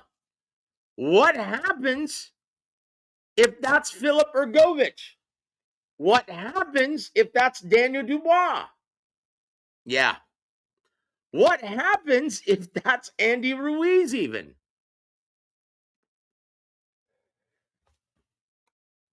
Agit had better learn how to fight behind an intelligent jab or he's in trouble. 79 says, all the American promoters are waiting around for... No, they're not. No, they're not. American promoters are clown shoes. Okay. Look, it's very hard to do any TV dates, 79. Guys, it's my pleasure to welcome at this time my friend, Peter Von Art. Good to see you, my friend. Good to see you. Hold on, man. Let me give you an appropriate entrance here. Good to see you, Peter. Thank you. Thank you very much. Great to be back. Great to be back. How have you been, my friend? Fine, fine. You know, I heard you talking about Agit Kabayel, and you know that's spot on, man. That guy gets hit too much. I think Zhang decked him once. He thinks his head is made out of granite. I don't know. Wardley gets a hold of him. Oh, well, could be bad. Once again, it's made of granite now. Well, just like Joe Joyce, what happens when you crack that rock? Yeah, that's it, brother. You're right. He needs to get behind a jab or something. He needs to, start using some defense. He just comes straight forward, looking for the body, and he's getting poked. I thought that big guy was going to knock him out. Tell you the truth, he was hitting him hard, man. Well, Damian, if he could punch, yeah, you might have seen a knockout. But Damian's never been a big puncher. He's a good fighter. Why do you think they changed opponents? Do you remember me telling you, hey, this big Albanian badass, boy, this isn't a good idea. If you're trying to make this guy an attraction in Germany, stay far away from the badass Albanian. Yeah. Do you remember that? Yeah. I even showed you footage. And they were very smart, Frank Warren. They changed opposition to a guy who's not nearly the puncher that the big Albanian was, and his name eludes me. Of course he does. Man, I wish my brother Thomas Triber was here. He could tell me what his name is. But look, yeah, Agit Kabayel is. Look, I'll be honest. Every time he fights, I'm down. I want to see it because it's going to be a war. But just like the immortal Eddie Futch once said, if you fight like that, you're going to have a short but glorious career. Every timeout's going to be a Fight of the Year candidate, but your shelf life in this business is going to be very, very short indeed. Yeah, I don't think he's going to, and I was, I thought he was pretty good for a long time there. I thought, hey, this guy can crack. But think about it is in that last fight, he just walked into a bunch of punches, and I thought, oh, what are you doing? He needs to learn how to fight behind an intelligent jab. If you're not going to move your head, if you're not going to turn and fight sideways, eliminating half your opponent's targets using the shotgun method of jab, then yeah, if you're going to square up in front of a heavyweight, yeah, you're not going to have a very long career. Hold on. So then what the hell are American promoters doing? Look, I'll say this. Promoters like Top Rank, without TV dates, are they really promoters any longer? They become glorified managers. That's why Yep. you hear idiots like Rick Mirrigan mouth off, because he's on the same level now as guys like Top Rank, who are merely pimping out their fighters to the highest bidder. This shows you how far Top Rank has fallen. We're going to move to, let's see, number 8. Fact or fiction, gang? Raimundo Murataya will be one and done as IBF champ on January 24th. Fact or fiction? And I'll give you time to think about that. But while you're thinking about that, I'm going to give you some business insight on this. Do you realize how much the purse bid was that was won by Eddie Hearn and Matchroom Sport? Now even though Raymond is the incumbent champ, Eddie Hearn won the purse bid, and his fighter, Andy Cruz, they're going to be fighting at the Fountain Blue in Las Vegas. Yeah, the Fountain Blue. And do you know how much the purse bid was that he won it with? $880,000. He didn't even expect to win. But Top Rank, without TV dates, they didn't even want to bid, because they're going to just flush money down the drain. They're no longer promoters, guys. They are glorified managers. Promoters, their currency is TV dates. That's it. Not any mill, as Inspector Clouseau would say. Yeah, man. Look, Sid, I would bid $6 at a chocolate bar. I don't even know if I did that, because this is a terrible style matchup. It's going to be like watching grass grow. Once again, we get another terrible style matchup to start out the year. Isn't that nice? It's a premier spectacular, a blockbuster of entertainment. Now, think about what I just said, guys. Eddie Hearn won the purse bid for Raymond versus Andy for the IBF lightweight crown with less than $1 million. So Raymond, he's going to get his ass whooped for about $500,000. How do you like that? That's not what he bargained for when he did business and signed with Top Rank. They're going to lose all their fighters, guys, before they ever get a TV deal. This is not good.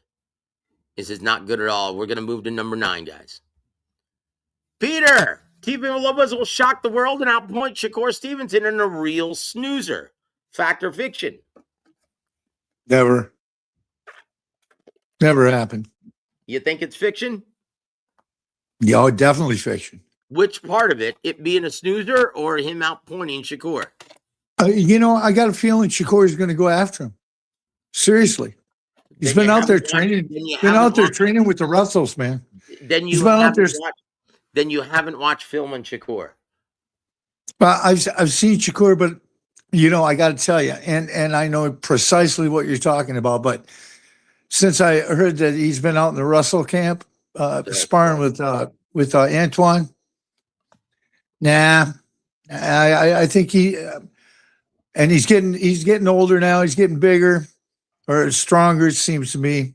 Look, if he's sparring with Gary Antoine Russell, then Teofimo is going to look like a cream puff in comparison. Yeah. And I saw some of the footage. It was Shakur was, holding his own. Seriously. So, yeah, I think Teofimo's. Shakur's a badass, but I can tell you, Shakur is never going to take the lead. He might as well be from Cuba. 79. This is the most intelligent statement that you've made all night, brother. Congratulations. Hey, and just for that, I'm going to give you a round of applause. How do you like that, dude? Hold on. Stay there, 79. Here you go, man. For that insightful comment, you get the WaraWeek round of applause. Here we go. Yeah. God bless you, my friend, and thank you for hanging with us. How Join long has it boxing. been since? Fiction. How long has it been since Teal fought? It's been a long time since Teal fought, isn't it? And both Shakur and Teal haven't fought in a long time, have they? Well, Teofimo has these long layoffs because he prices himself out of most big events. His last fight was against Arnold Barbosa last May.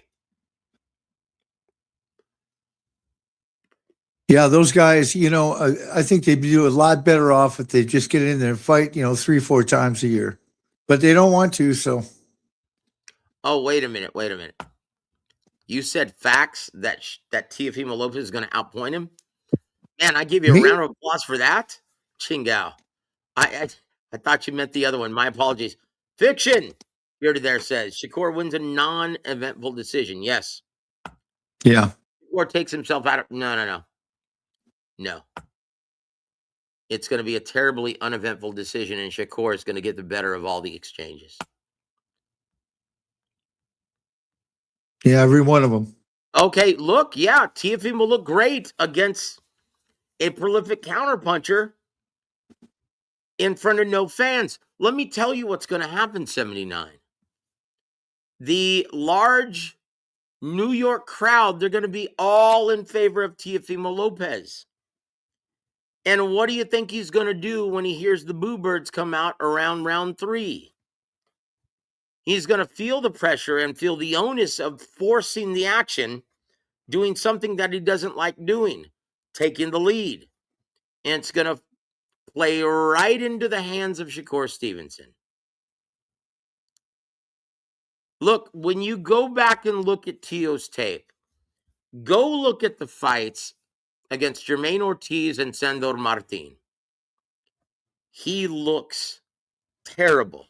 He looks downright ordinary, and he doesn't look like the stud who beat Magdalena up. He doesn't look like the stud who beat up Josh Taylor. When he's forced to take the lead, he looks downright ordinary. Shakur's the one to get, they're both going to get booed. But him being in his hometown, New York City, Teofimo's going to take it personally and try to take the lead. It's done. Take it to the bank, 79. Shakur's going to win an easy, lopsided, unanimous decision. Guys, if you didn't know, Shakur Stevenson is an elite master of distance and range, only rivaled by maybe Dimitri Bivol. He's cut from the same cloth as Terrence Crawford, Andre Ward, Floyd Mayweather Jr. Mikey Garcia, maybe, in understanding range and distance. And what I mean by that, guys, go back and look at the Jamel Herring ass whooping. Jamel Herring, not an effective aggressor. And Shakur's not moving forward. So being a counterpuncher by trade, Jamel Herring felt pressured to take the lead. He was the champ. How'd that play out? Shakur would make him miss by just leaning back or taking a step back by an inch. Barely making him miss, but staying right there in punching range. That's how good Shakur is, guys. At measuring distance and range. He's an elite badass. Go watch Fight Tape, guys. Yeah, he can defend himself. Shakur can. He knows the game. Statistically, Peter, he's the most defensively responsible fighter in boxing. Pretty much, yeah. You look at his connect percentage. His opponents only, on average, his opponents only land 17% of their punches. That's ridiculous, guys, compared to Agit Kabayel, which is around 85%. Yeah. You mean to tell me Teofimo Lopez, who's not an effective aggressor, is going to beat that guy? Yeah, and I like Teofimo too. How can you not like Teofimo? I mean, the guy. Look, I love Teofimo, but he is. Me too, man. He's a nut, man. Like, dude, that press conference was a. You want to hear some insider talk, guys? You want to hear some insider talk? A dear friend of mine who's going to remain nameless, who was working that event, staying at the same hotel they were at the press conference. He saw them come out of the elevator, and they were very friendly, saying, "Hey, man, we're already pushing tickets. Let's keep this banter up. Hey, good luck in your camp, champ. I'll see you on fight night." And they both embraced and went their separate ways. Guys, they're friends. Yeah. They're friends. So this is not going to be, bad blood on fight. No, it's all fabricated. It's bullshit. That's my point. I 79. remember Teal from a long time ago, man, maybe 3-4 years ago. And he was just getting going. He was just, starting to make a scene. And he walked up to the camera and he goes, "Well, I have to promo myself," he says, "because nobody else will." And I thought, you're okay. There it man. is. He's hilarious, You isn't he? know? Yeah. Room 40. Room 40? Yeah, room for these nuts. Yeah. Here, listen. Okay. 2 out of 4 fights. Name one pound-for-pound fighter in history that's happened to. I'll name several. Guillermo Rigondeaux is one. He was cut by Top Rank, being the best pound-for-pound fighter in boxing. Why? Because he couldn't sell. Do you remember when James Kirkland versus the Jersey boy were fighting in the co-main event? Everyone left that way. And this was when Guillermo Rigondeaux was fighting Joseph Igbeko. Because Joseph Igbeko is usually an offensive-minded guy. As soon as he tasted that sharp counter of Guillermo Rigondeaux, he basically went into a shell. It became a stalemate. And Top Rank dumped him in the very next fight because he couldn't sell. That's one. Floyd Mayweather Jr. was at the top of everyone's pound-for-pound list before he fought Arturo Gatti. And he wasn't selling. This is why Top Rank dumped him, or Floyd Mayweather bought himself out of his contract. He couldn't even sell in Grand Rapids. He couldn't even sell in that area. He was a headliner on HBO, but he couldn't sell any tickets. He didn't start selling tickets until after he fought De La Hoya. That's the truth. Go back and watch your history, Holmes.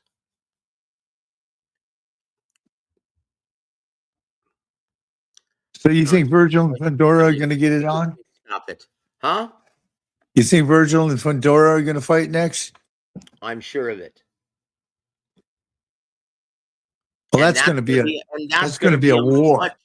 And that's going to be a much bigger ticket than anyone against Keith Thurman. Keith Thurman couldn't sell out my living room today on a Saturday night.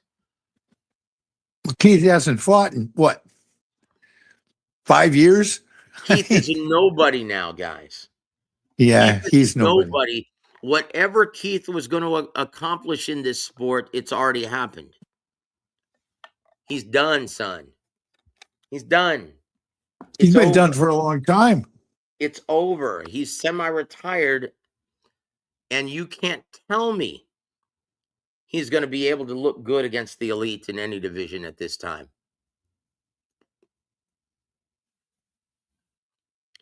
Yeah, he hasn't done anything. The last time he fought someone with a pulse was 4 years ago. Guy. Yeah. He fought Barrios and looked very good doing it. But that was 4 years ago.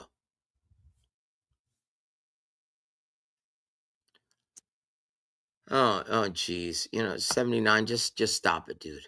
Just stop it. Chingao. Let's go to number 10, guys. Fact or fiction, Big Peter? Chingao. Dana White will fail to make a big impact at his Apex broom closet on January 23rd. Fact or fiction? Fact. Tell us what you think about this, Peter. I think Dana White should just stay out of boxing. Yep, I agree. course, I'm not crazy about Turkey either. I wouldn't do business with anybody, but I wouldn't buy a car from a guy named Turkey. Hey, don't forget here to there. They're gonna be featuring Effie Ajagba now. What? A Jogba? Effie Ajagba signed with Dana White. Yeah. Oh boy. Yep. Oh boy. Callum Walsh, Rayo Valenzuela, Effie Ajagba, all non-ticket sellers. That's why they're having it at the Apex. That's a room that maybe holds seats, maybe 500 or 600. Hey, SSP Diving. Good to see you, my friend. God bless you, brother. I hope the new year's been very, very good to you. That'll probably be Kabayel's next fight. Effie Ajagba? Yeah. Well, look, Frank Warren doesn't have a very good working relationship with Dana White, so I doubt it. Well, I know they want him to fight Usyk next. That's what the Germans are waiting for. Is they want the Ukrainian. They want the Ukrainian. That's a huge fight. It's a huge fight. Usyk. Ukrainians are very, very popular traditionally in Germany. Look at the Klitschkos. Look at Povetkin from Russia. Yeah, yeah. Man, they were big draws in Germany. So you know what? Usyk versus Agit would be huge in Germany. You could put that in Dusseldorf in that big soccer stadium that they have there. Well, remember Usyk's last fight? Kabayel was in the ring when they were talking to Usyk, and I saw that and I thought, yeah, that's the Germans. They want that one, and then they put this. It's fun. I'll tell you what. It almost went really badly for the Germans because Kabayel could have got knocked out in that fight. You mean to tell me? Wait a minute. You didn't like the stoppage either? No, I didn't. I'll tell you, I just thought to myself, whoa, come on, man.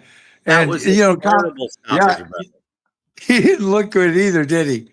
Kabayel didn't look that good, man. His face was puffy. He had a cut under his eye. Oh, yeah. That was a terrible stoppage, brother. Octoliber. Okay. We're going to do this. We're going to do a rapid to close things out, guys, in the last 13 minutes, 12 minutes.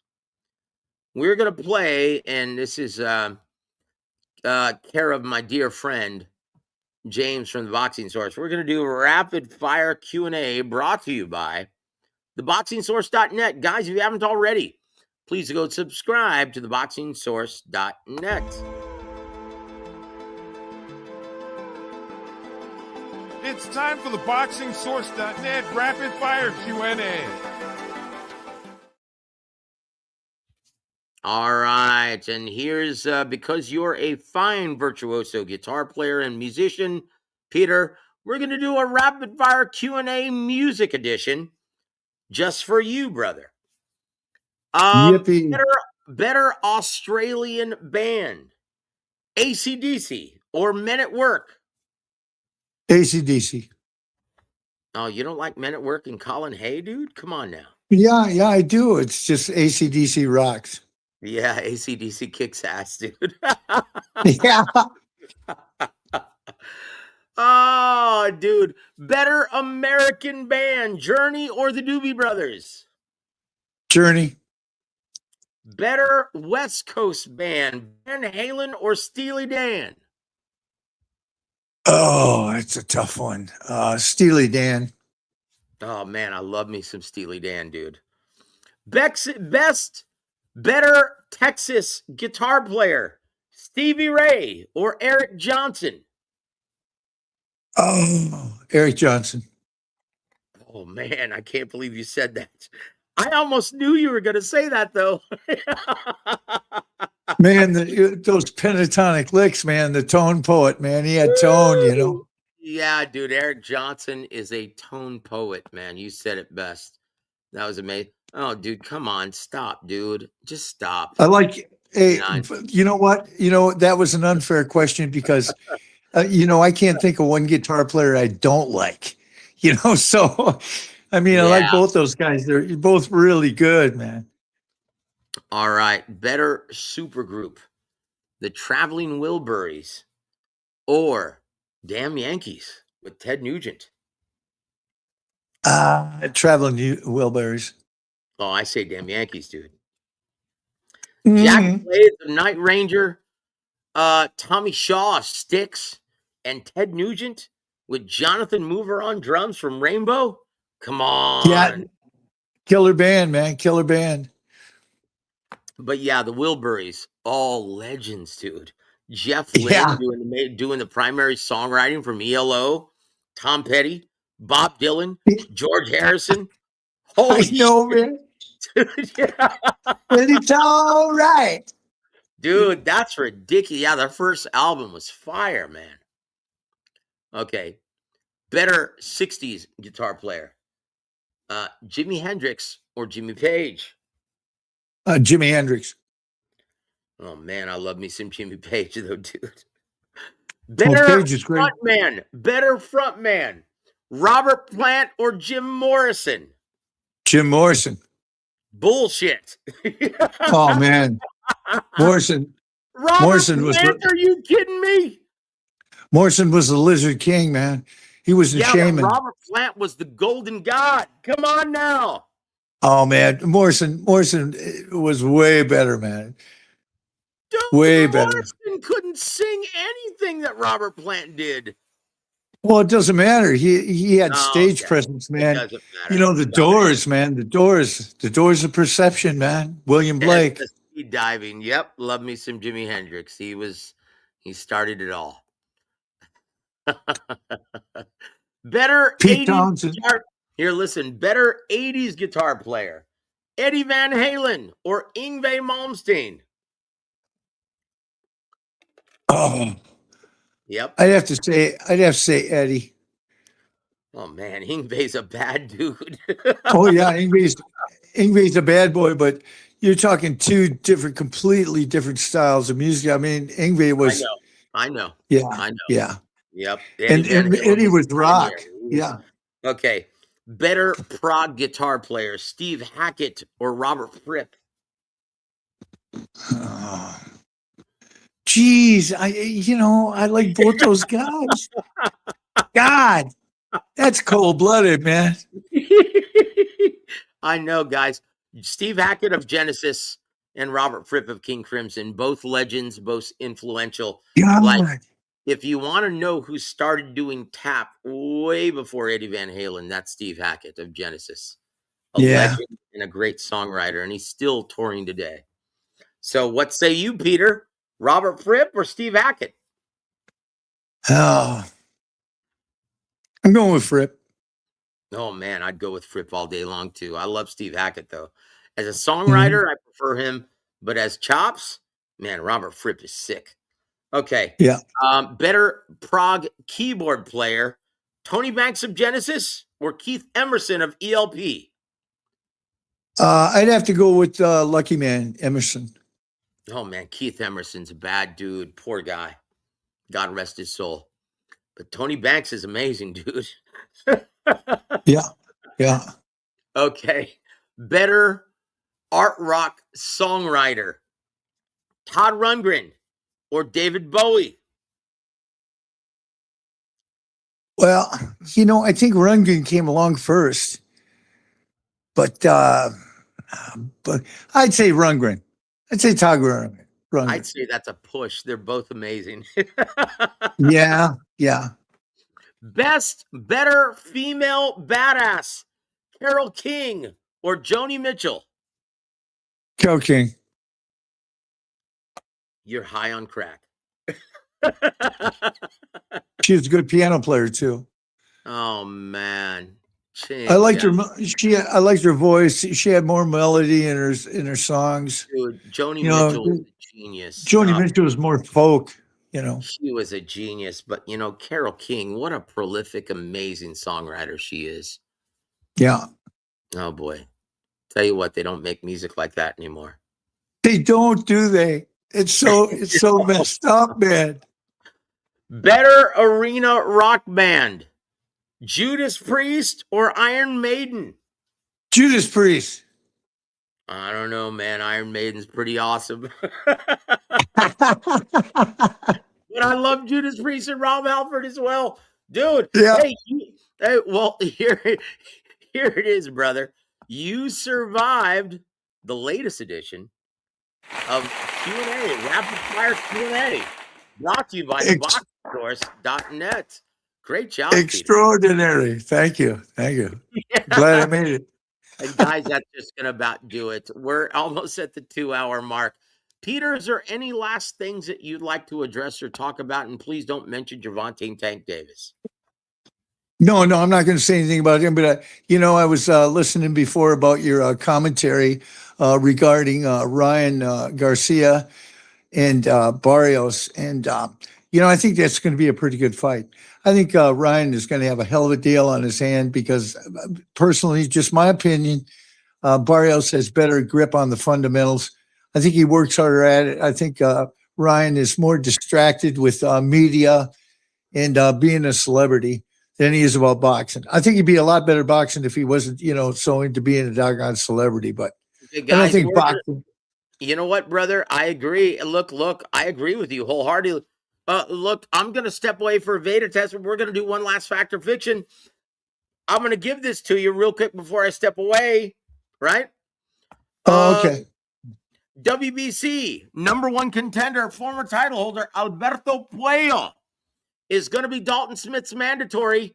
Does he beat him? Fact or fiction? Hey, we ain't ducking and dodging nobody. It's time for fact or fiction.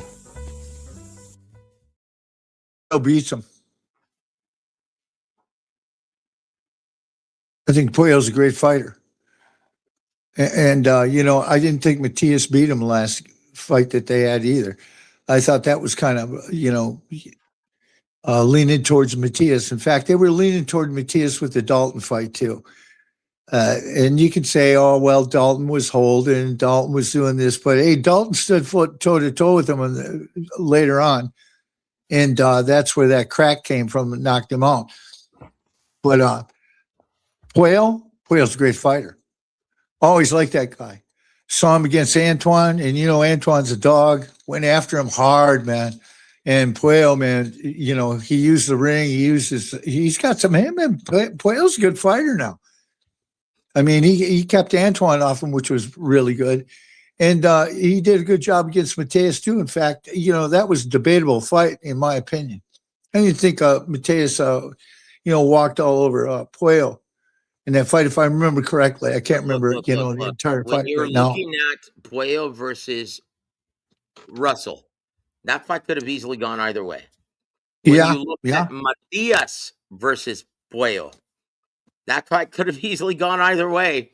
Yeah. In my opinion, Dalton Smith gets embarrassed if he steps in the ring with Alberto Puello. Yeah, Puello's really good. That's really just my good. opinion. That's just honestly, I think his style is all wrong for Dalton Smith.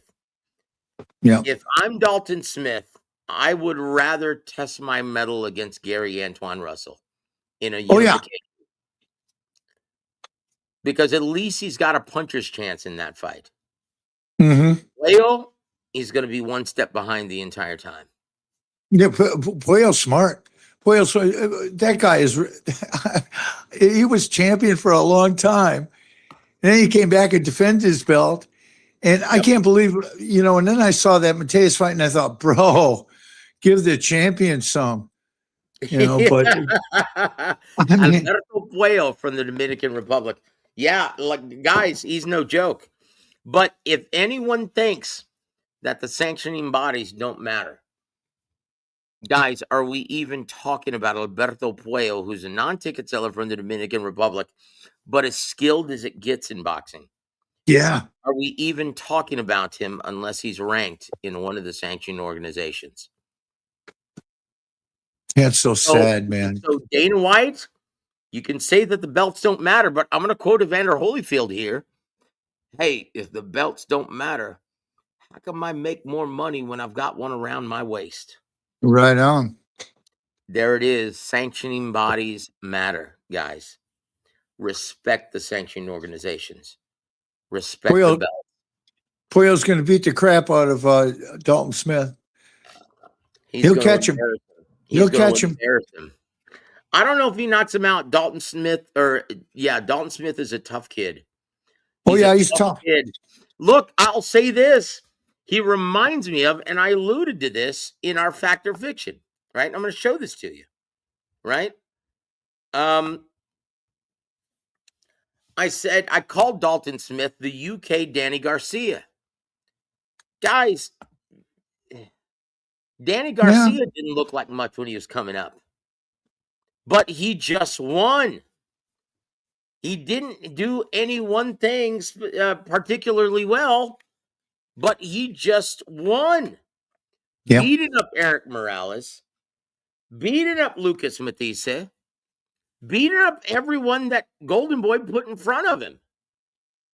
And he, because he's got power, he's tough, and he doesn't have any delusions of grandeur and pretends like he's a classic skilled boxer. He just wants to go in and trade.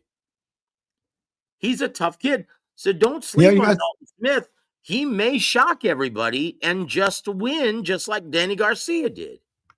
He's got stamina, man.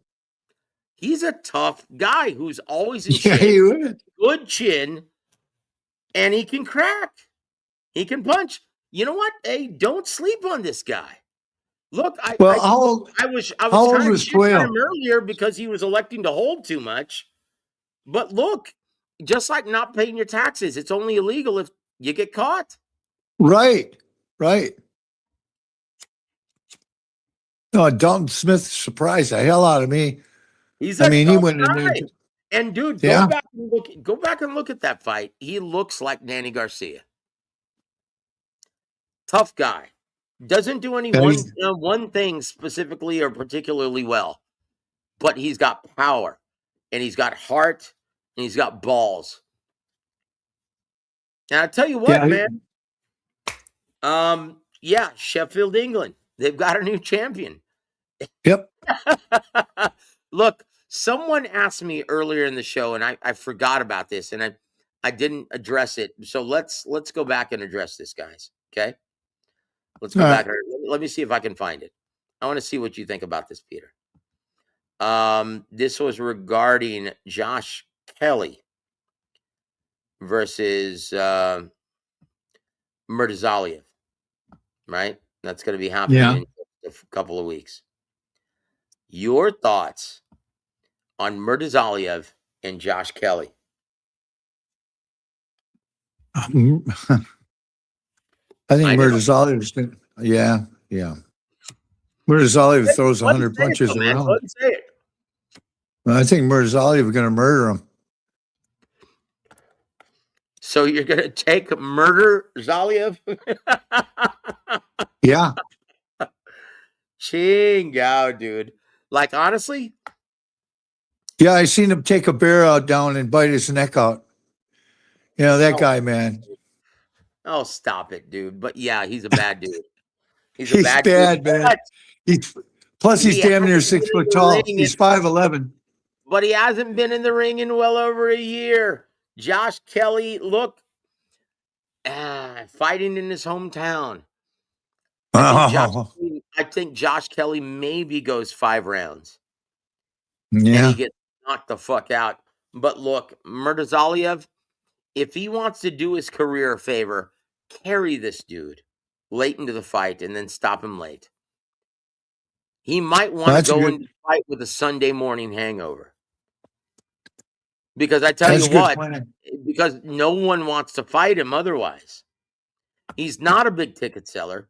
He's under Kathy Duva in main events. Oh, shit. Yeah. Oh, God. The Joy of Boxing says, Josh Kelly by Robert. Okay, look, this is, now you're asking me now to do my Max Kellerman impression. Okay, do it. Oh, shit. Josh Kelly by robbery. Holy shit. You like the upset. Main events.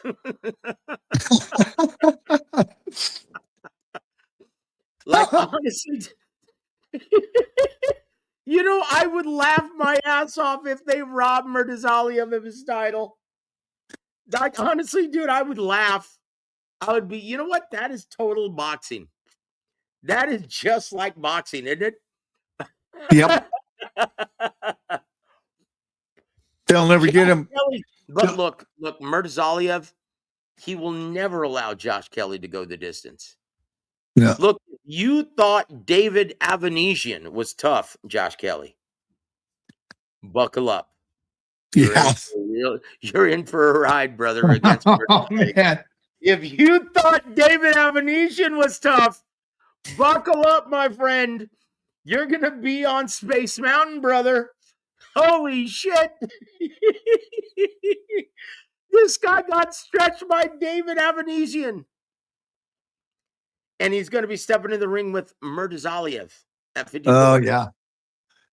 Yeah, geez, Murtazaliev, he doesn't look big, but he's a big guy. A lot bigger than they think he is. He might be lean and skinny, but he's like 5'11". He's got a reach, and he'll start throwing leather, man. And we're not telling you that he's the boogeyman of 54, because what do we like to say on the channel, Peter? There are no such thing as boogeymen in boxing, only non-ticket sellers. Yeah, because pretty I'll tell you much. what, if Murtazaliev could sell tickets, everyone would be lining up around the building to fight him. That's it. That's the mentality of these fighters. They would step in the ring with Godzilla if it meant making life-changing money. But I love Joy Boxing's comment, Josh Kelly by robbery. I love that. That is so fucking hilarious. Pardon my French, guys. I never dropped the F-bomb, but dude, that's fucking hilarious. Let's go to here to there. He says, agreed. Agit in a German stadium is Usyk's biggest fight. Yes.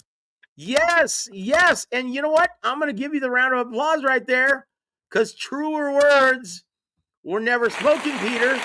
Yes. Well, that's what the Germans want. We all know that. I mean, they're wanting a champion again. They want another Max Baer or somebody close, and they figure Agit's the guy. And I saw him in the ring after Usyk's last fight. He was standing up there, and I thought to myself, yeah, I could see this one happening, because and then there was a lot of talk afterwards that were saying, Agit ought to fight, Usyk. So yeah, they'll probably make, that's what I'm thinking. They're going to make that fight. It'd be a big money fight. And, the Germans, they'd love that. Hey, have I ever told you my Emmanuel Stewart coffee story? No. Okay. No.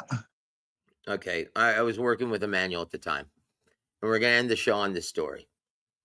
I get a call. I'm doing PR work, and I get a call early in the morning, and Emmanuel woke up before everybody. He outworked everybody. He was amazing.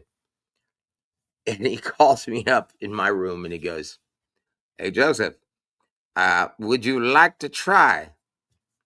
I know you're a coffee drinker. Would you like to try the most expensive coffee in the world? They serve it at this hotel." And I said, "For you, Emmanuel? Yeah, I'll try it." And I was half asleep, and I come down, and without a shower or anything, I come down and see him at this cafe right there at the hotel. And he goes, "Here, have a drink. It's almost $50 a cup."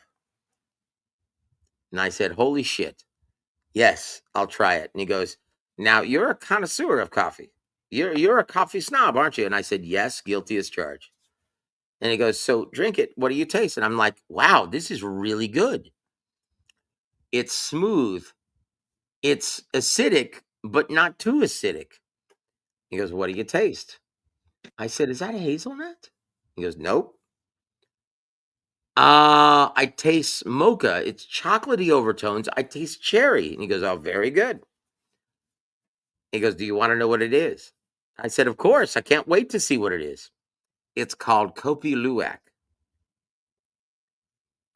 I said, what the hell is that, Emmanuel?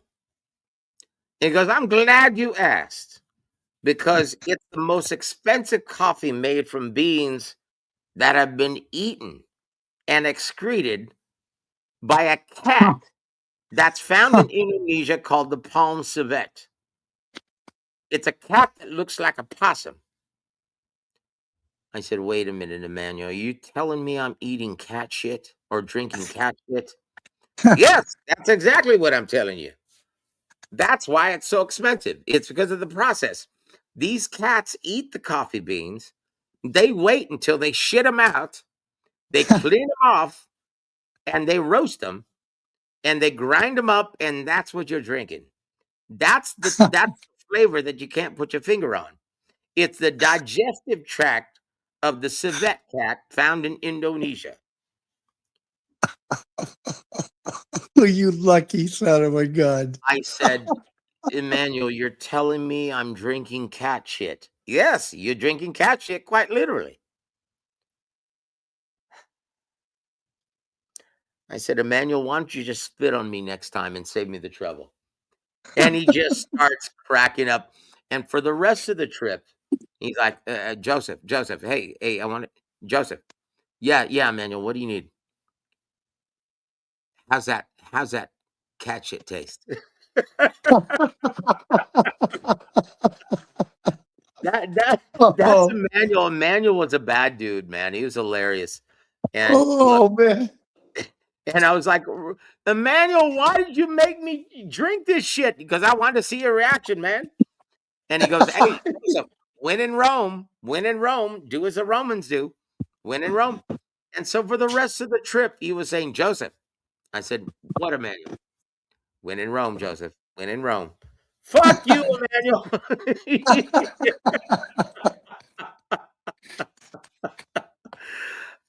Dude, so I drank cat shit. Oh man. I drank I've cat never shit for Emmanuel. Yeah. I have never heard of that. I have never heard of that kind of coffee in my life, man. Yeah, it's Kopi. It's the most God. expensive coffee ever made. It's like $50 a cup. Wow. And it's basically you're drinking coffee beans partially digested from the civet. Wow. Yep. And there it is. It's an What do you Indo. call it? It looks What do you like a call it again? Kopi Luwak. Kopi Luwak? I'll Kopi, remember not Kopi. to ever order a Yep. cup of that. Kopi Luwak. I will say this. Next time Emmanuel has a birthday, which is coming up later on the year, I'm gonna go live and I'm gonna purchase Kopi Luwak and drink it in memory of Emmanuel Stewart, because he was a great man. He taught me everything, man, about what goes on in the ring.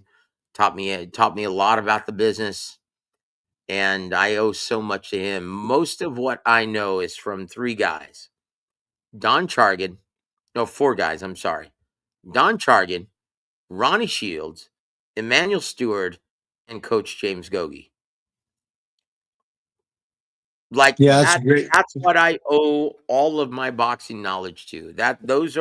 I am standing on the shoulders of those great men.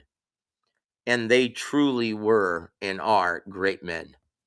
Like Ronnie, Yeah, James, Emmanuel, Don, boy, they are the cream of the crop.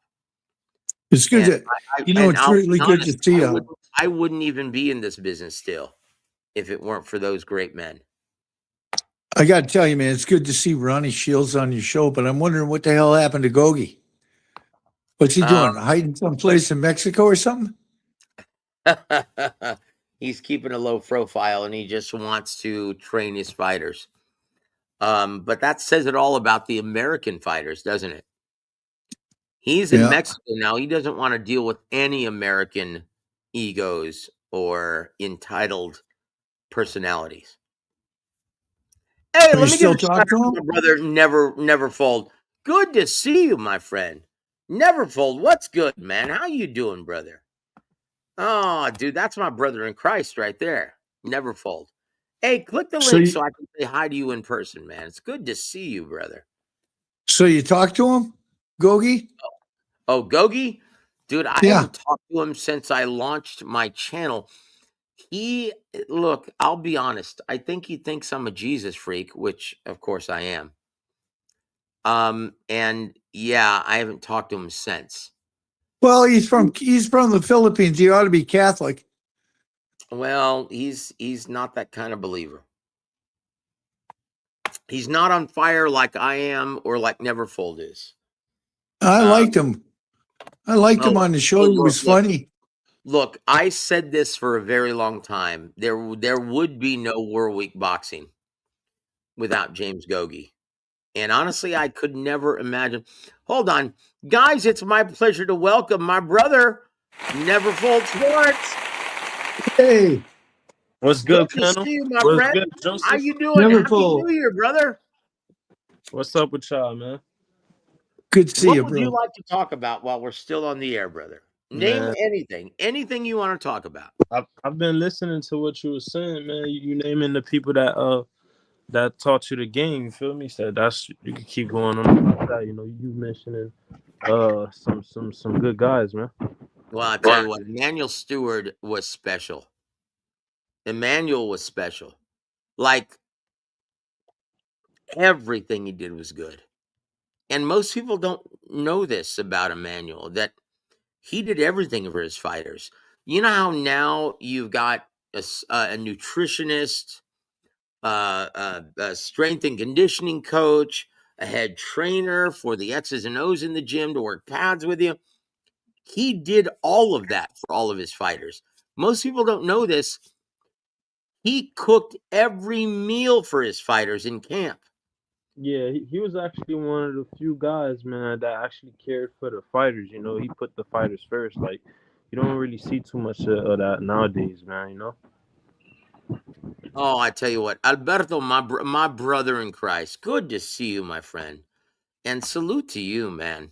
God bless you, brother, and Happy New Year. I hope the New Year has been very good to you. God bless you and your entire family, my friend. But yeah, Gogi, I'll be honest. He is, over the last 20 years, he's been one of my best friends in this business. And I'll be honest, I miss Gogi terribly. He always made me laugh, and he taught me so much about this game. And I'll be honest, without Gogi's knowledge and tutelage, Emmanuel would have never allowed me through the front door. I would have never had the opportunity to work with Emmanuel without Gogi's mentoring. He taught me a lot. And so all of those guys, Ronnie, Gogi, Emmanuel, and Don, that's the only reason why I still have a channel, is because of those guys. They taught me everything about this business. Emmanuel was special, though. Like, everything he did was good. And even when he chewed your ass, like, even when you did something that he didn't approve of and he got on your ass, I'm like, you carried that around like a red badge of courage. Like, hey, guys, did you hear that? Emmanuel just chewed me out. It was a genuine blessing because, and the reason why you didn't get pissed if you really knew Emmanuel, because you knew it was coming from a really good place. It was just like your mama when she makes you clean your room, right? You know it's coming from a good place, so you don't mind. And you have that respect. That was Emmanuel. Emmanuel was, man, he was the greatest. Don also, man. Don, like, there was no one more intelligent and well versed in the business of boxing than Don Chargan. He taught me everything.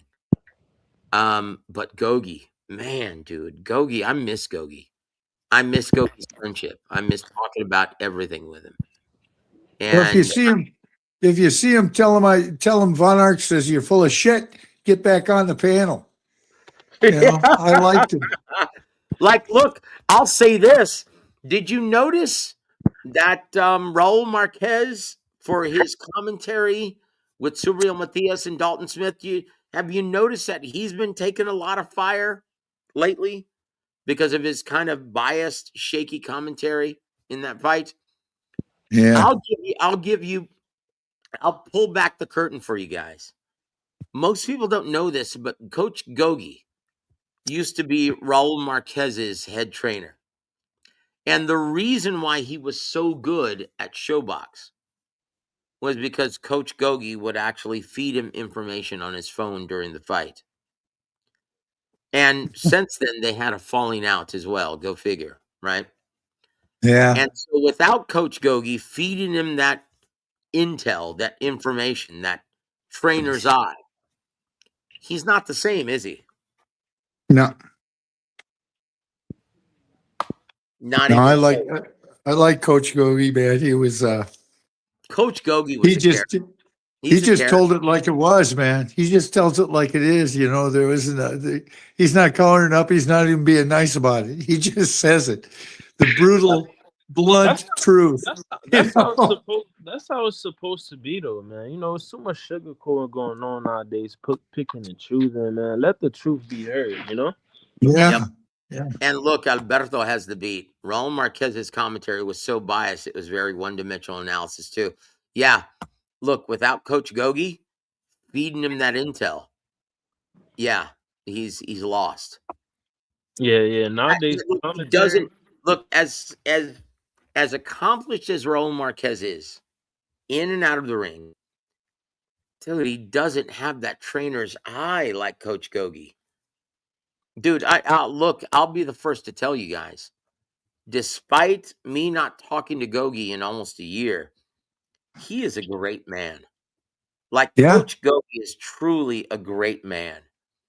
And he's forgotten more about boxing than I will ever know in this business. Like, Coach Gogi is the real. He is probably the most underrated trainer that I've ever known in my tenure in this business. You know, he's good enough to train anybody in this business. He's what amazing. What I notice about like nowadays trainers, a lot of them are scammers. They don't even know nothing about boxing. Like, it's crazy. Look, there are very few genuine teachers in this business any longer. That's facts. You have guys like Bill Haney. You have guys like Teofimo Sr. You have guys like Jose Sr. You have guys like oh my goodness. Derek James looks like a champ nowadays. But dude, back in the old school, back in the old days, real teachers of the fight game. Gogi was one of them. He's still one of them. Yep. In fact, wait till his guys actually come into the North American market. They're going to be ready for anybody. Like Gogi, he can teach you how to fight in the pocket. He can teach you how to fight from mid to long range. He can teach you how to use the entire ring. He can do it all. Gogi is the total package. Unfortunately, he doesn't put up with bullshit. He doesn't have the temperament like a guy like Joe Goosen, right? I mean, it's like you can't blame somebody for not wanting to be around and deal with all this BS that be going on in boxing, man. You know. Well, I tell you what, you're not going to get a lot of big name clients then. Yeah, that's true. One of Ronnie's strengths, and Ronnie's been around everything. He's trained real fighters like Pernell Whitaker, Arturo Gatti, Evander Holyfield, David Tua. He's been through it all. Yeah, he's been around. And the reason why he still gets big time clients is because he can deal with the personalities. Gogi, Gogi wouldn't be able to deal with most of those guys. Yeah, I see Ronnie Shields in the corner. You know, you see Ronnie Shields in the corner with his fighters, man. He's talking to you know, he's trying to tell him, you know, I'm trying to tell you. Look, there are very few trainers that will give corner advice better than Coach Ronnie Shields. When you're in battle, he will say, you know, sit down. Look, you need to do this. And he'll tell you. And, you know, very seldom, and this is a big problem in boxing. very seldom do fighters actually listen to their corners when the shit's going down. The fact, a lot of these fighters don't even listen to begin with. Yep. But look, Ronnie, he's a student of the game. He watches fight tape and he lives for coming up with strategy. He loves that stuff. He's like, hey, this is why I watch fight tape. Just listen to what I'm saying and you'll win. That's it. And it's like, sometimes I listen to him in the corner and look, guys like Robert Garcia, guys like Joe Goosen, guys like Yeah. Abel Sanchez, guys like James Gogi, guys like Ronnie Shields, Barry Hunter, they will tell you exactly what you need to do to win. All you have to do is listen and do it. But these fighters think they know better. Like I will never understand it. Like Emmanuel was the greatest at giving corner advice. Like you'll never get a better. Like you remember what he was telling Lennox Lewis during the Mike Tyson fight? Yeah, Unloading on like, don't play with this guy. And he was just yelling at him. yeah, that was good instructions he was giving Lennox Lewis. It's like, dude, he's gonna hit you with something. Just get this guy out of there. Don't play with him. And yeah, it's like, and he didn't put up with bullshit. Let me tell you a story about Emmanuel. There was one fight, and I forget who his fighter was, but he was like, "What are you doing? You're not doing anything that we did in the gym. You know what? If you don't go out and do what you're told, I'm going to go out and get a drink." And he left the corner and he went and got a drink. He didn't put up with any nonsense. He didn't put up with any of that nonsense, Peter. Yeah, it had been a bummer for the fighter. I mean, that'd be a bummer, if my coach. For not listening to someone like Emmanuel Stewart. He was the best. And oh man, you know what? I think Emmanuel would probably adopt the same sentiment as James Gogi at this time. In this era of entitled prize fighters from America. He probably would have adopted the same mindset. Hey, you know what? I can't deal with these guys. Because what good is it if you have a fighter who doesn't listen? Yeah, Gogi won't put up with it. Neither He did just Emmanuel. won't. He ain't going to put up with it. Yep. I mean, you could tell that you could tell that just when he was on the panel. He's he's cut and dried, no bullshit guy. He ain't going to put up with it. That's what I liked about him. Yeah, dude, Gogi. That's what I love about him. Gogi's no nonsense, and I miss him terribly. One of my best friends in this business, and the show isn't the same without him. Yeah, well, if you see him, tell him I'm pissed off. He can come up here in Wisconsin. He can come up here to Wisconsin and talk to me about it. But yeah, I'm pissed off. I like him. I like to see him on the program, man. He's cool. Yeah, James Gogi was the best. But guys, on that note, we're gonna say good evening. Peter, your parting shots for our listening audience, and tell us what you have to look forward to on this boxing count. I'm looking forward to all the good fights. Ryan Garcia, I'm happy to hear that. I'm a Billy Cherez. There's good things coming up in boxing. But what I have to say is love, peace. Let's not get on each other's nerves. And let's just go ahead and enjoy it. Hey, well, because that's the way, I mean, it's like a immediate gratification. Like, that's what we keep getting, fear, obligation, guilt, pushed at us in the media. But we're all boxing fans, man. If we can just, let go of, the conditioning and just love one another. That's the way to do it. There it is, brother. There it is. In the immortal words of John Lennon, all you need is love. There it is. This is it. And there it is, guys. Thank you, Peter, for being on the show tonight. We love you, Hey, man. thanks, Joe. Thank you, And I man. tell Love you what, too. on behalf of Peter, on behalf of Neverfold, guys, I'm Joseph Heron. You've been listening to World Week Boxing. Have a great night, everybody.